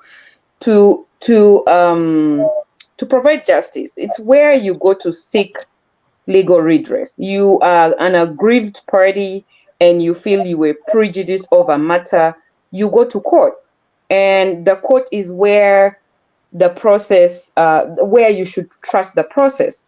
right. And you know what? If you are a lawyer and you have, let's say you are LP's party, and you have done everything to represent your client legally, even if the judgment is unfavorable to you, you don't feel bad because you'll have done everything within your power legally. You'll have done everything. You don't feel bad unless if you were not competent enough in your submissions or in representing your client. But if you did everything and the judges decided the way they decided, but this is not going to be the final court because the tribunal is going to, they are going to release their decision, pass their judgment as to why they passed it the way they passed it. The lawyers are going to sit down and they will look at it. If it's not in their favor, there will be enough grounds for them to appeal. So they will always appeal up to the highest court. Maybe the Court of Appeal will have a different decision or judgment from what the tribunal thought. And remember, the tribunal is the lowest court at this point. Right. So there will be steps that this hearing could take a while. The process could take a while because after the tribunal, if Labour Party doesn't win, they are going to appeal to the Court of Appeal, and then it will go up to the Supreme Court of Nigeria. I believe that's your highest court in the land. Yeah. Yes. So it's not something, I don't think, I feel like Peter B is such a fighter and he uses the law, he uses the right channel to seek redress. I don't see him as a petitioner who may, just receive a judgment that is not in his favor at the tribunal level and then he will just sit on it. No, I don't see that. I think he's going to set a precedent that has never been seen before. That I agree. Yeah. That I agree. But let me ask this quick question before I run out. We when we said that we know what the judges are, we know they are good people. Yes, we all know that. But at the end of the day, we also know what they can do, what they cannot, because we can actually predict Nigerian judgment most of the time. Considering the fact of the recent case of one Nnamdi Kanu, it's the same judges. It's most of those judges. They make that decision. They pass the judges. The judgment are made. But at the end of the day, what happened? Though people can still pass the judgment, but it's up to the people to accept it. You know, the federal government, even if they pass the judgment today and say cancel the election, Buhari might end up tomorrow doing a handing over to Tinubu at the end of the day because he might not even listen to what they're saying. So that's the problem we actually have in our dear nation. It's not about the So you country, can have the same panel and their judgments are usually predictable. But remember, you don't have the same set of lawyers representing the petitioner. I don't think Peter Obi's legal team was the same set of counsel that were representing the previous aggrieved party. Are they? So each of these lawyers are bringing their best A game in the legal process. From what I've seen, Peter Obi's legal team is very solid. You know, so they're going to do everything, use every legal argument to advance their case. If they lose this case, it's not because they were not competent. It's because maybe the judges were biased. But then, like I said, this is the lowest court at this point in time. Mm-hmm. There'll be time to progress and appeal the matter to the Court of Appeal and the Supreme Court. And I don't think all the judges in all this, the structure of the courts will just be dismissing the matter against LP. No. Yeah. So somebody was asking the question, what happens if the case is still on? Will the president elect to be sworn in? No, he cannot be sworn in. Because there's a pending litigation ongoing against him. Right. They were talking about an interim government anyways. So yeah, it's just interim. It's not it can't be finalized at this point in time. Right. Because there is a need for a government to continue. But so that makes it appear what happens is Buhari will continue being the president until there's an interim government in place. Yeah, I think he's leaving on the 29th. So what he needs to do is try to arrange for an interim government prior to his leaving, so he can just transfer over to whoever that person is while this pending in court. I think that's what's going to happen because the man doesn't want to stay a day longer than 29th. Man. He's tired. He's exhausted. What did he do? What did he do? That being said, with all that being said, I know you would have followed the story and then the of the Chief Justice of Nigeria allegedly going to meet Tinubu in London for a private meeting. At what point do you think is ideal for Peter Obi's legal counsel to ask for the justice to recuse himself of this case, because they find out that there is a kind of compromise on his own part. Then also, I think I'll just start with that question. Maybe we can tackle that, and then I can come with another question. Well, the legal parties team cannot be acting on assumption. For you to request a judge to recuse themselves, you must really have evidence. Some judges will naturally just recuse themselves. That they will take the initiative to do that. That I do not. I recuse myself, and they don't have to give a reason for that. They could just say there's a conflict or something of that nature. But for LP's lawyers to make such an allegation, they have to have concrete evidence to that effect that the CJ actually met with Tinubu when he traveled and they discussed the ABCs, of which it's very difficult to prove such a thing, that they met and they came to an agreement of sorts. It's a bit difficult to do that. Right. Okay. Then and then also now, based on all that we have said so far, even trying to preempt the court on what we think they can do, broadcasting the whole thing. On your own part, what do you think in Nigeria? I mean, Labour Party is actually fighting. People elected Peter Obi and they stole his mandate. What do you think in Nigeria the Nigerian populace can do to also help fight the case for Labour Party in the court? Well, they can sign a petition. They can sign a petition for, there are so many people who are following the case online. So they can sign a petition. You could have people marching and advocating out there, but our environment, this could degenerate into something else, violence and all of that. So I don't know how that would be. You see here, people go out and they march and advocate and stuff like that. But I believe in Africa, it could degenerate into something else. And then you could, if it were in a structured environment, you'd be going to your members of parliament or your senators and speaking to them. But in this instance, now I would recommend that you send your petition, write letters to the president of the US or the premier of all these countries that put a lot of money and funds in Nigeria and African countries. Bring this to their attention. Let them see what is happening. There could be sanctions along the way. Okay. Mm-hmm.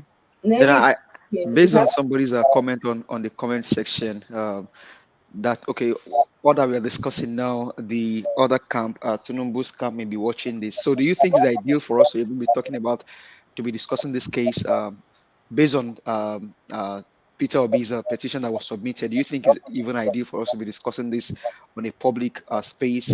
What's your opinion on that? It's very important for you to keep talking about it so they know you know.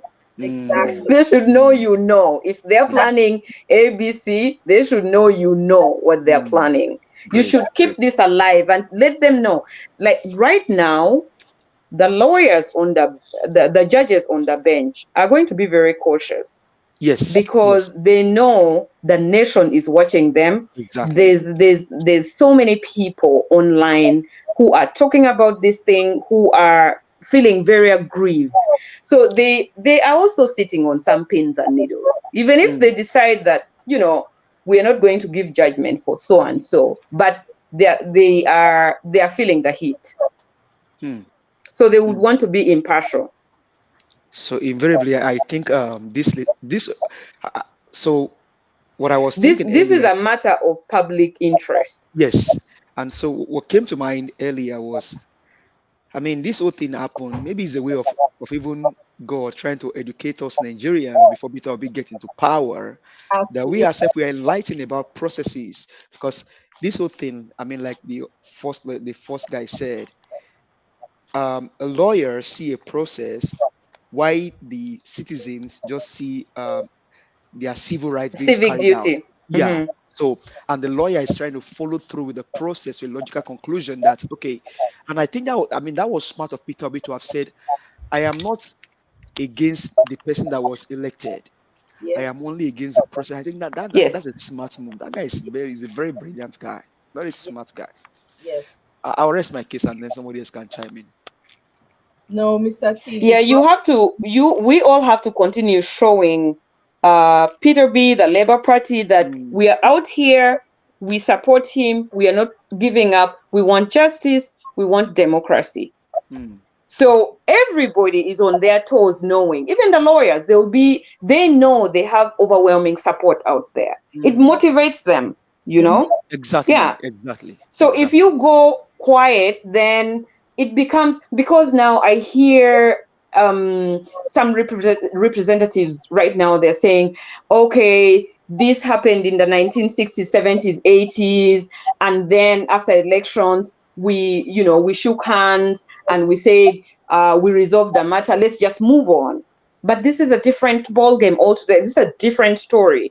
The people who are speaking like that are forgetting that this is a different generation altogether. The millennials are a different generation altogether. They are into technology, they are into media, they don't just let things go, So it's I don't think they actually saw that this whole issue was going to snowball into something this big, because they hadn't seen it before. If they elections where, let's say you were beaten in elections previously, you just let things go. But Peter B is playing. And I love the fact that he's not even advocating for violence. He's very quiet, working on the issue and speaking when he needs to speak. So everybody is like, he's like that leader you look up to and you want to hear him say what he's saying and you follow what he's saying. Yes. He's not telling anybody, because in ordinarily, if it's to even just wake up and say we need to walk on the streets, people are going to walk on the streets and there's going to be so many chaos, lots of chaos. But he knows he's not going to achieve his end result by doing that. He wants the process to be addressed in a structured and systematic way legally. Thank you. I mean, I see Nelly saying there's a sanction on the way. I wish Nelly can explain what she means by sanction on the way. Is it sanction for Labour Party or sanction for APC? But I mean, I'll leave that to her. But I mean, this has been so interesting and this is where it gets dynamic, because like you said, the millennia, and I think I said that I said this on a different platform, that these guys don't know they are dealing with the technology age Era. generation. And then even the case of Peter Obi now, somebody can just take that old case and then break them into little video and then just begin to talk on them they can like do a documentary of that litigation itself that was served to APC. And this, I mean, it's just interesting how the world is evolving, and these old cargoes, they're not learning. They're not learning. I mean, I don't know, but first of all, there's that generation of our grandparents, of our parents, who are still, some of them, a good number of them, are still stuck into this tribal thing. But if you see the millennials and the Zen, whatever, the latest, these ones who are teenagers, and they have gone to school with people of different backgrounds and different tribes and different religions, and they don't care. They work, if you see the millennials, they are working towards their successes, building themselves and being better. We have a different mind shift. The millennials are kind of people who are between that generation of our parents and maybe a little bit of our grandparents. But our mindset is a bit quite different also from what our parents were, used to be like. And if you look at it, like, there's issues to do with most of the millennials are not as patient as their parents were. The parents, that's why you hear lots of divorce cases among millennials, and you wonder, why are we not like our parents who stayed in a marriage, there's DVD going on, and they stayed? The millennial will not do that. We are kind of selfish in a way because we want our best interest at heart. We think about ourselves first. Right. So I don't think Peter B is just going to rest on this case, and he has massive support from the diaspora. The diaspora has a large group of young people who are working, who are supporting people back home, and people back home actually listen to them because they are supporting them in every way. Nigeria has become very difficult. Well, the world is now very difficult financially, but you find that in Africa, most of the people in the diaspora are the ones supporting the families back home. So when we say some things, most things, they actually listen. I mean, honestly, I do appreciate your perspective, and then all that you bring here tonight. Thank you so much. I mean, thank you to speak, and they're hearing us. They will keep hearing us, and then we'll just continue to talk on this. Thank you so much. Thank you. I appreciate you too. Thank you for being here. Yeah. Victoria, Madam Victoria, are you still here with us? Madam Victoria always falls asleep on my live shows. I think the show makes her go to bed. Help go to bed, which is okay, which is good. Madam Victoria, you can hear us. Good night. I appreciate you stopping by. We'll go jam now for Aluta Continua tomorrow. True. Let me get her out of the studio. I think she's already asleep. So we're gonna be wrapping it up now. I just want to especially thank you, Eunice, for coming by Thank you for humoring me and coming in. Thank you guys. I like to surprise you like that. Mirabelle, I see your comments. I wish I could respond to them. I'm trying to think and be smart on Omoye's forum and respond to questions, but I see you. I see you. Thank you. I really appreciate you, Eunice. Yeah, Thank you. You have a special place in my heart. Like, Oh, look at you. Thank you. Thank you. Thank you, land friend. Thank you, village sister. This is the village court. I like that. I really like that. Very relatable, you know. So, see, the village is growing. We have a Mm-hmm. magic. True.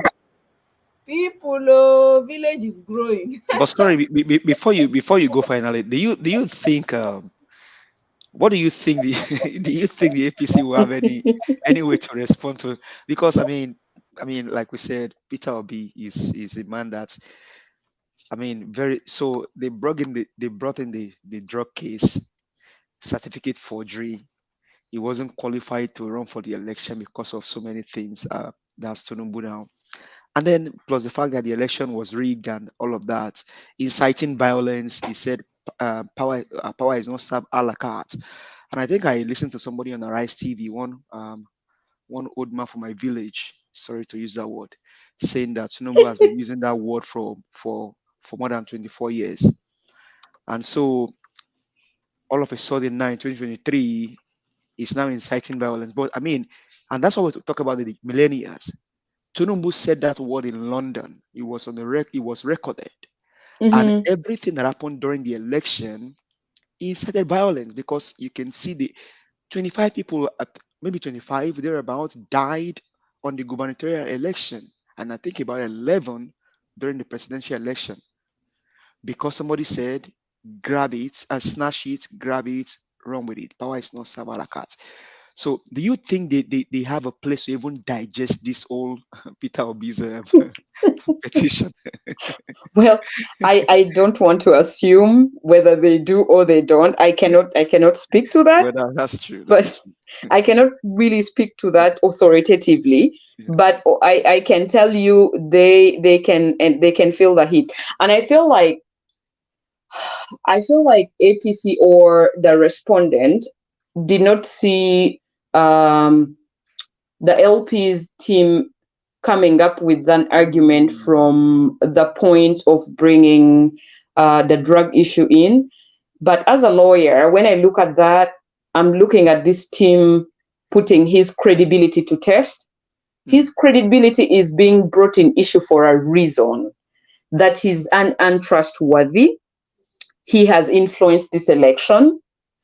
And so that is where it's coming from. He's a criminal. He's not been honest in his dealings, not just today, but before elections. So he has a record.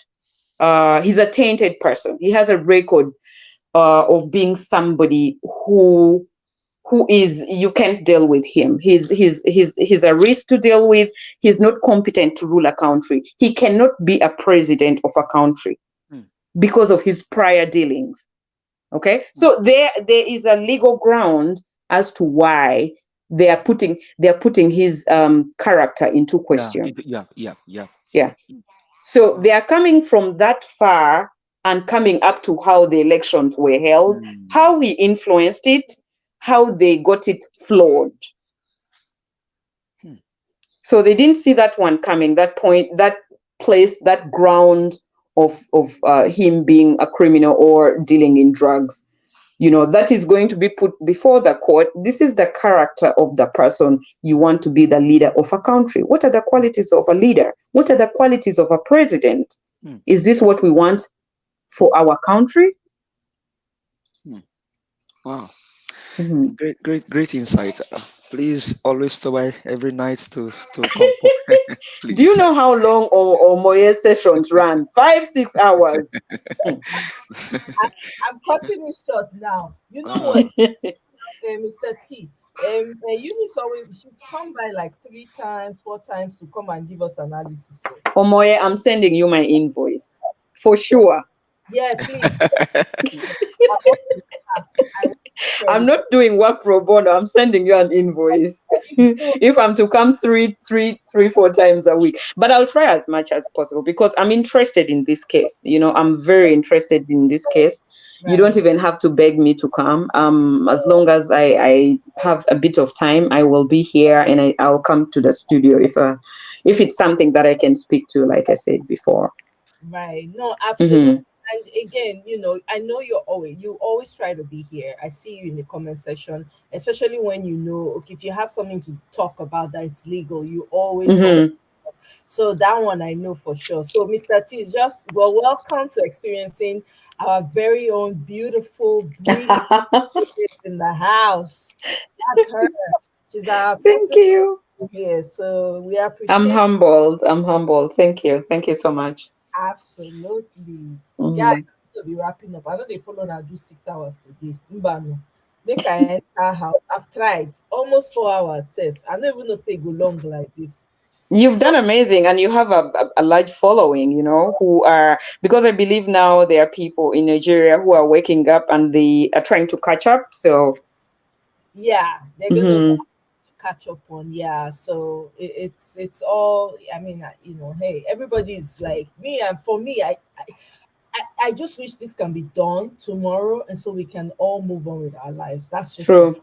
Because I see that Nigeria, this is like a turning point for us. Every time I'm not a part of a platform where we're talking about what's going on, or I'm not coming on live, I feel like I'm not doing.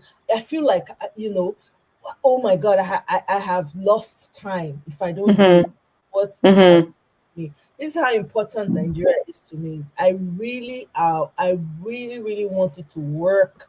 I mean, that's home. That's home to you. That's home to so many people. Nigeria has a population of 200 and plus people. That's home. That's all. That's what you've known from birth. You can go anywhere and everywhere, but you still want to go and sit under that mango tree, as you always say, Omoye. Exactly. For me, it's, I mean, as long as it takes, right? I am going to keep doing this until we get our mandate back. Even when we get it back, I have to now organize it so that we can check Mr. Peter Obi, because he said we should check him, right? Honestly, this is a case that every millennial, or I mean every Nigerian, regardless of your generation, should be following, because this case is going to decide so many things about us. It's going to define who we are as a nation in the eyes of the world. It's a precedent-setting case. Yeah, so to people supporting Tinubu, I don't think they understand what is going to come to them. God forbid, should in case, and God forbid, it will not happen in the real life. Maybe if it happen in their dream that Tinubu becomes their president, they don't understand. No, I have to be serious with you, my sister. It will not happen in real life. It will happen in their dream that Tinubu becomes their president. They don't understand that everything is going to be questioned about them, their integrity, their whatever they do internationally is going to be questioned, because you have a drug baron as a president, someone that forged his results as a president, someone that actually held a state for 24 years, siphoning their money and things like that for as a president. So a lot of things actually involved in this whole thing. But I just wish that the APC people can open their eyes and just go beyond sentiments, because this is not a I think what you really want somebody who is competent, somebody who is agile, who can run the country. Everybody, it doesn't make sense that this Tinubu is at the moment capable of actually being sworn in as a president. It doesn't make sense. It's like you're fighting in reverse for what should be good for Nigeria. Peter B he's a very intelligent guy. He is at that age where he grasps what economics is, the dynamics. He has done credible work before. He's not perfect and he's not a savior. He's not a Jesus. But from his track record, you can see that if he became president of Nigeria, there's so much that is going to change. There's so much that he's going to put in place that will change the face of Nigeria. He has also a lot of fighting to do with the sharks who are already in place. You know, it's going to be an uphill battle because there are so many people in the country who are super wealthy and they've acquired their wealth in a very corrupt manner, and they would want this to continue. So he would have to fight against that. And it's not an easy fight. But if you have a leader who is willing to start that kind of fight and lead the country in such a manner, you would be proud of your country, and there is bound to be a change in the thinking of the society that we should not be bribing at every stop when we are on the road or at the airport, or things will change. Okay? But now there's just, how do you change the narrative?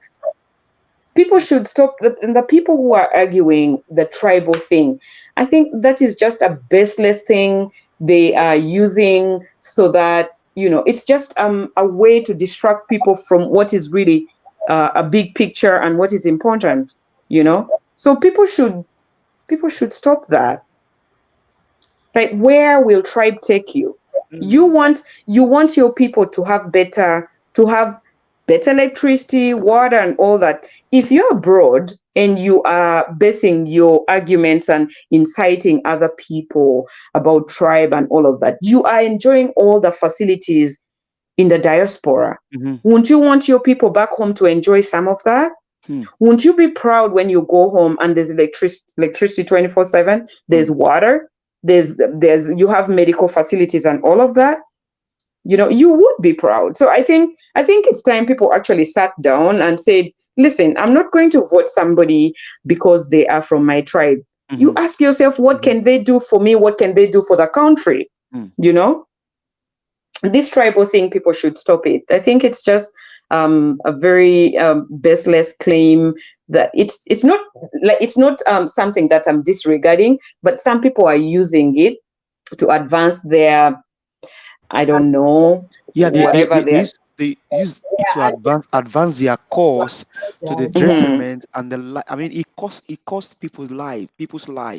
I mean, just imagine I think Nigeria should learn. They should look at what happened in Rwanda, tribal issues. What happened? It caused a whole genocide. They should not try to even bring these tribal arguments when it comes to election. And these are issues that come up every time you're having elections. We should learn to leave that behind, you know? Yeah, so I really wish Nigeria the best. I hope this petition goes well. Honestly, thank you so much. You are truly a friend of Nigeria, and God bless you. Honestly, I want to come visit, so I want a proper, competent president to be in there. Thank you so much. I mean, let's try and create, even if it's 15 minutes every night. So just come. The legal. Omoya cannot let me speak for 15 minutes. Excuse me, sir. Omoya cannot. She will not. This is just so interesting to 15 minutes are for her glorifying me. So no, but I'll try to come here as much as I can. I'm really humbled. I'm happy to be here with all of you. No, Eunice has been amazing since we started. Able to say Eunice, inside Nigeria, she did. She has been following us bumper to bumper. They give. I mean, I think Mr. T was not here all those other times I was here, was he? No, he wasn't. That's why. Yeah. It's not the first time you're coming here to give us your legal. Yeah. It's not. She's always come. You just join us now. You only subscribe now. How many days ago? You see, I have friends in the comment section. Mirabel is not happy, Omoye, that because she's not a lawyer, you didn't call her you didn't invite her to the studio. You better invite her. She's not happy. Mirabel, my darling. Mirabel. You know now the love of you. Mirabel, the love is real, no worry. You fit come studio now, Mirabel. I know you fit come anytime you're ready. You can come and give us your own knowledge. Mirabel is a very knowledgeable person. Don't She's a mind very smart girl. beg Mm-hmm. for comment section. Don't let Mirabel is fire. As she said, Mm-hmm. now she be the agbero for She's a here. firecracker, I know. Oh my God, Mirabel, I await you to give your 2 cents on it. I know we will fight, but you can come and talk. So, guys, I really appreciate this. Was amazing. Thank you so much for your knowledge, Eunice. Mr. Thank T. you. Thank you too. Thank you for having me. And Yeah, thank you, Mr. T, and the entire. Is it just the three of us? it's just the three of us left now because Oh, I'm thank back. you Okay. again. This is so interesting. So interesting. The people who left earlier, they made very interesting submissions too. So thank you. But I think it's just because of the time difference they had to go. They had to go. Yeah, they had to go. Mm-hmm. Prince Yeah. Desmond, Mr. J, Madam Victoria, Sister Rita. Rita is very passionate. Oh my God, you haven't seen the last one. Rita is fire on fire. Like she's not even smiling. At least me, I can laugh. Rita is not in the mood to laugh.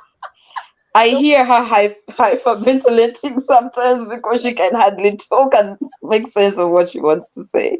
Madam Rita, wait, Mrs. Rita, she's talking. Sometimes she's saying something serious, but you're laughing because of the way she says. Like it's not funny. She is so frustrated. Like her frustration, you can feel her frustrations I literally. mean, Like that's what this one the oligarchs, Buhari, and the likes of them, they're trying to turn.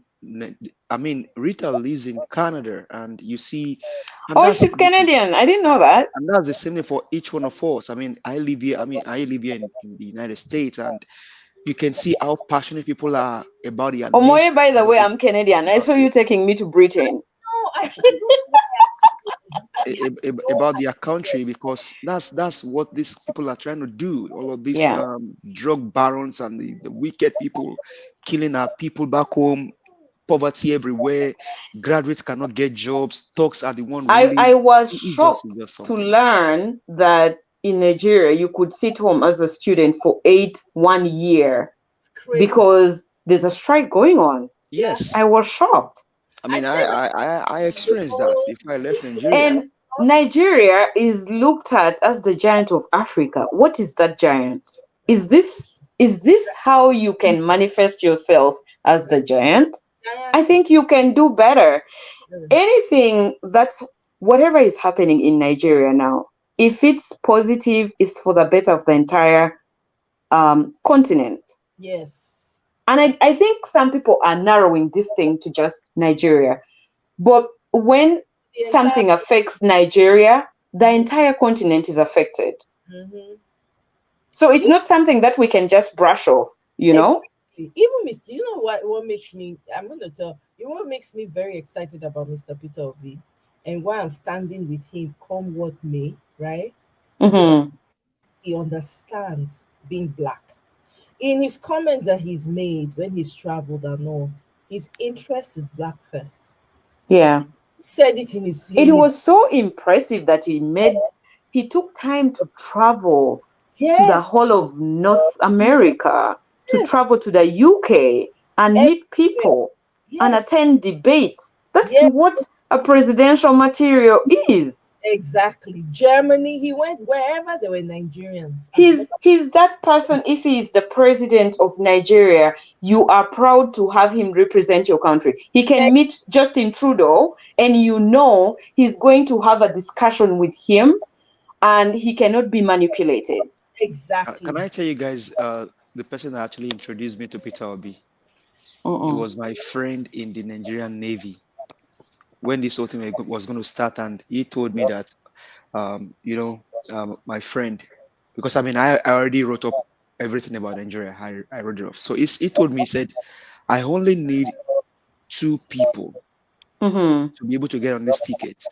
It's either Oshibajo or Peter Obi. But Peter Obi is my choice because that guy is a clean politician. So I started training after Peter Obi to see what my friend told me. And so I was fortunate to actually one-on-one ask Peter Obi question on one of the virtual call that Adiola held. I asked him question. And so ever since then, I've been following him. And honestly, ever since I've been following this guy, he has not disappointed. Mm-hmm. Like he's a I mean, man. Peter B is he's like I said, he's not a savior. He has Yes, his flaws, yes, but exactly. there are varying degrees to flaws. There are those degrees that are so significant and it's glaring, and you're like, no, I do not want to deal with this person. And you can see a normal, humane, humble person Yes. who has the interest of the nation at heart. You can see that in him, and that's what makes him to stand out. Exactly. No, absolutely. Everybody can attest. I say people are writing letters. There's a girl I found on TikTok. She's from Cameroon, and Mm-hmm. somebody was telling her, why are you so interested in Nigeria? What is your own? What's your business? Something like that. And this young girl responded and said, "You don't understand what Yeah. it means for us to have a Peter Obi in Africa. That is why Mm-hmm. you're making this comment. I see that your knowledge is very limited, but I'm going to educate you." Very eloquent girl from Cameroon. Mm-hmm. She's Mm-hmm. the person that asked the question, "Do you know what it means for Peter Obi in Nigeria?" I'm happy Mm-hmm. because for the first time we're going to see a candidate that knows and cares for Actually, he would be one of the youngest presidents in Africa at the moment. at the moment. Yeah. Understand? And it's going to inspire a lot of young people who Yeah. may in other African countries to stand up. Yes. That's what is going to happen. And guess what? People are going to look at what happened in Nigeria and also start to do the same thing and even take it further. This is True. things. So we can't shy away. It's time. We cannot close our eyes. This is why it has to be Peter Obi or no nothing. Just I don't want to hear it. It is him or nothing. And maybe the truth is that Eunice, in Nigeria, Mm-hmm. before when we do elections, this is their typical way of doing it. Now, this election has by far been the most brutal elections ever, where you have Mm-hmm. just being deleted up and down. They've always rigged elections since I was born in Nigeria. They've always rigged Mm-hmm. elections. As a matter of fact, I never participated, was never interested. Now, now that Peter Obi came out, right, and Mm-hmm. has been able to win people over organically, right? Mm-hmm. Before, when the elections are done, people just move on. After the person has been declared, they say, "Well, we knew that they were going to put their own person." I beg you, Nigeria and Mago, everybody will move on. Mm-hmm. Yeah. Mm-hmm. This is what, how many days after the presidential election? Then on top of it, we had the gubernatorial election. So Yeah. we're saying exactly a month. Hmm? So Mm-hmm. we're still here talking about it with so much passion. You, That's you know why that is. Nigeria. So Never. now this is just God orchestrating the Peter Obi step and movement. Now, this guy is a man of integrity. I mean, he said it on Arise TV and it said it on channels. Go and ask anybody, either police officer, INEC officials, civil defense, naval, army, if Peter Obi has ever sent anybody to go rig election for him. And up until now, nobody has returned back with any answer of them seeing Peter Obi said, go rig election for me. Why is it that it was when Peter Obi is now the one running for president that they introduced beavers? So INEC itself told Nigerians this election will be free and fair. Why? Because we'll be using beavers.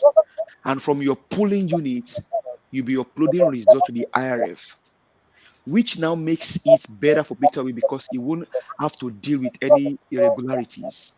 And that's the process is challenging. So it is just good for him at this time that this kind of man with this system, if INEC has done what it's supposed to do, it could have just been Siriri where would have just forget about this.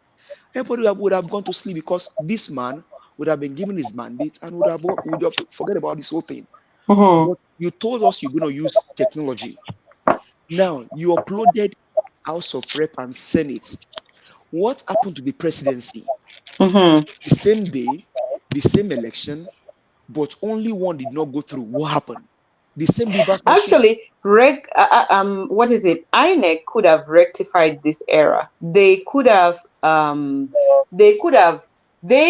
since they are the body that is governing the election, they could have cancelled that the presidential vote and said we encountered problems.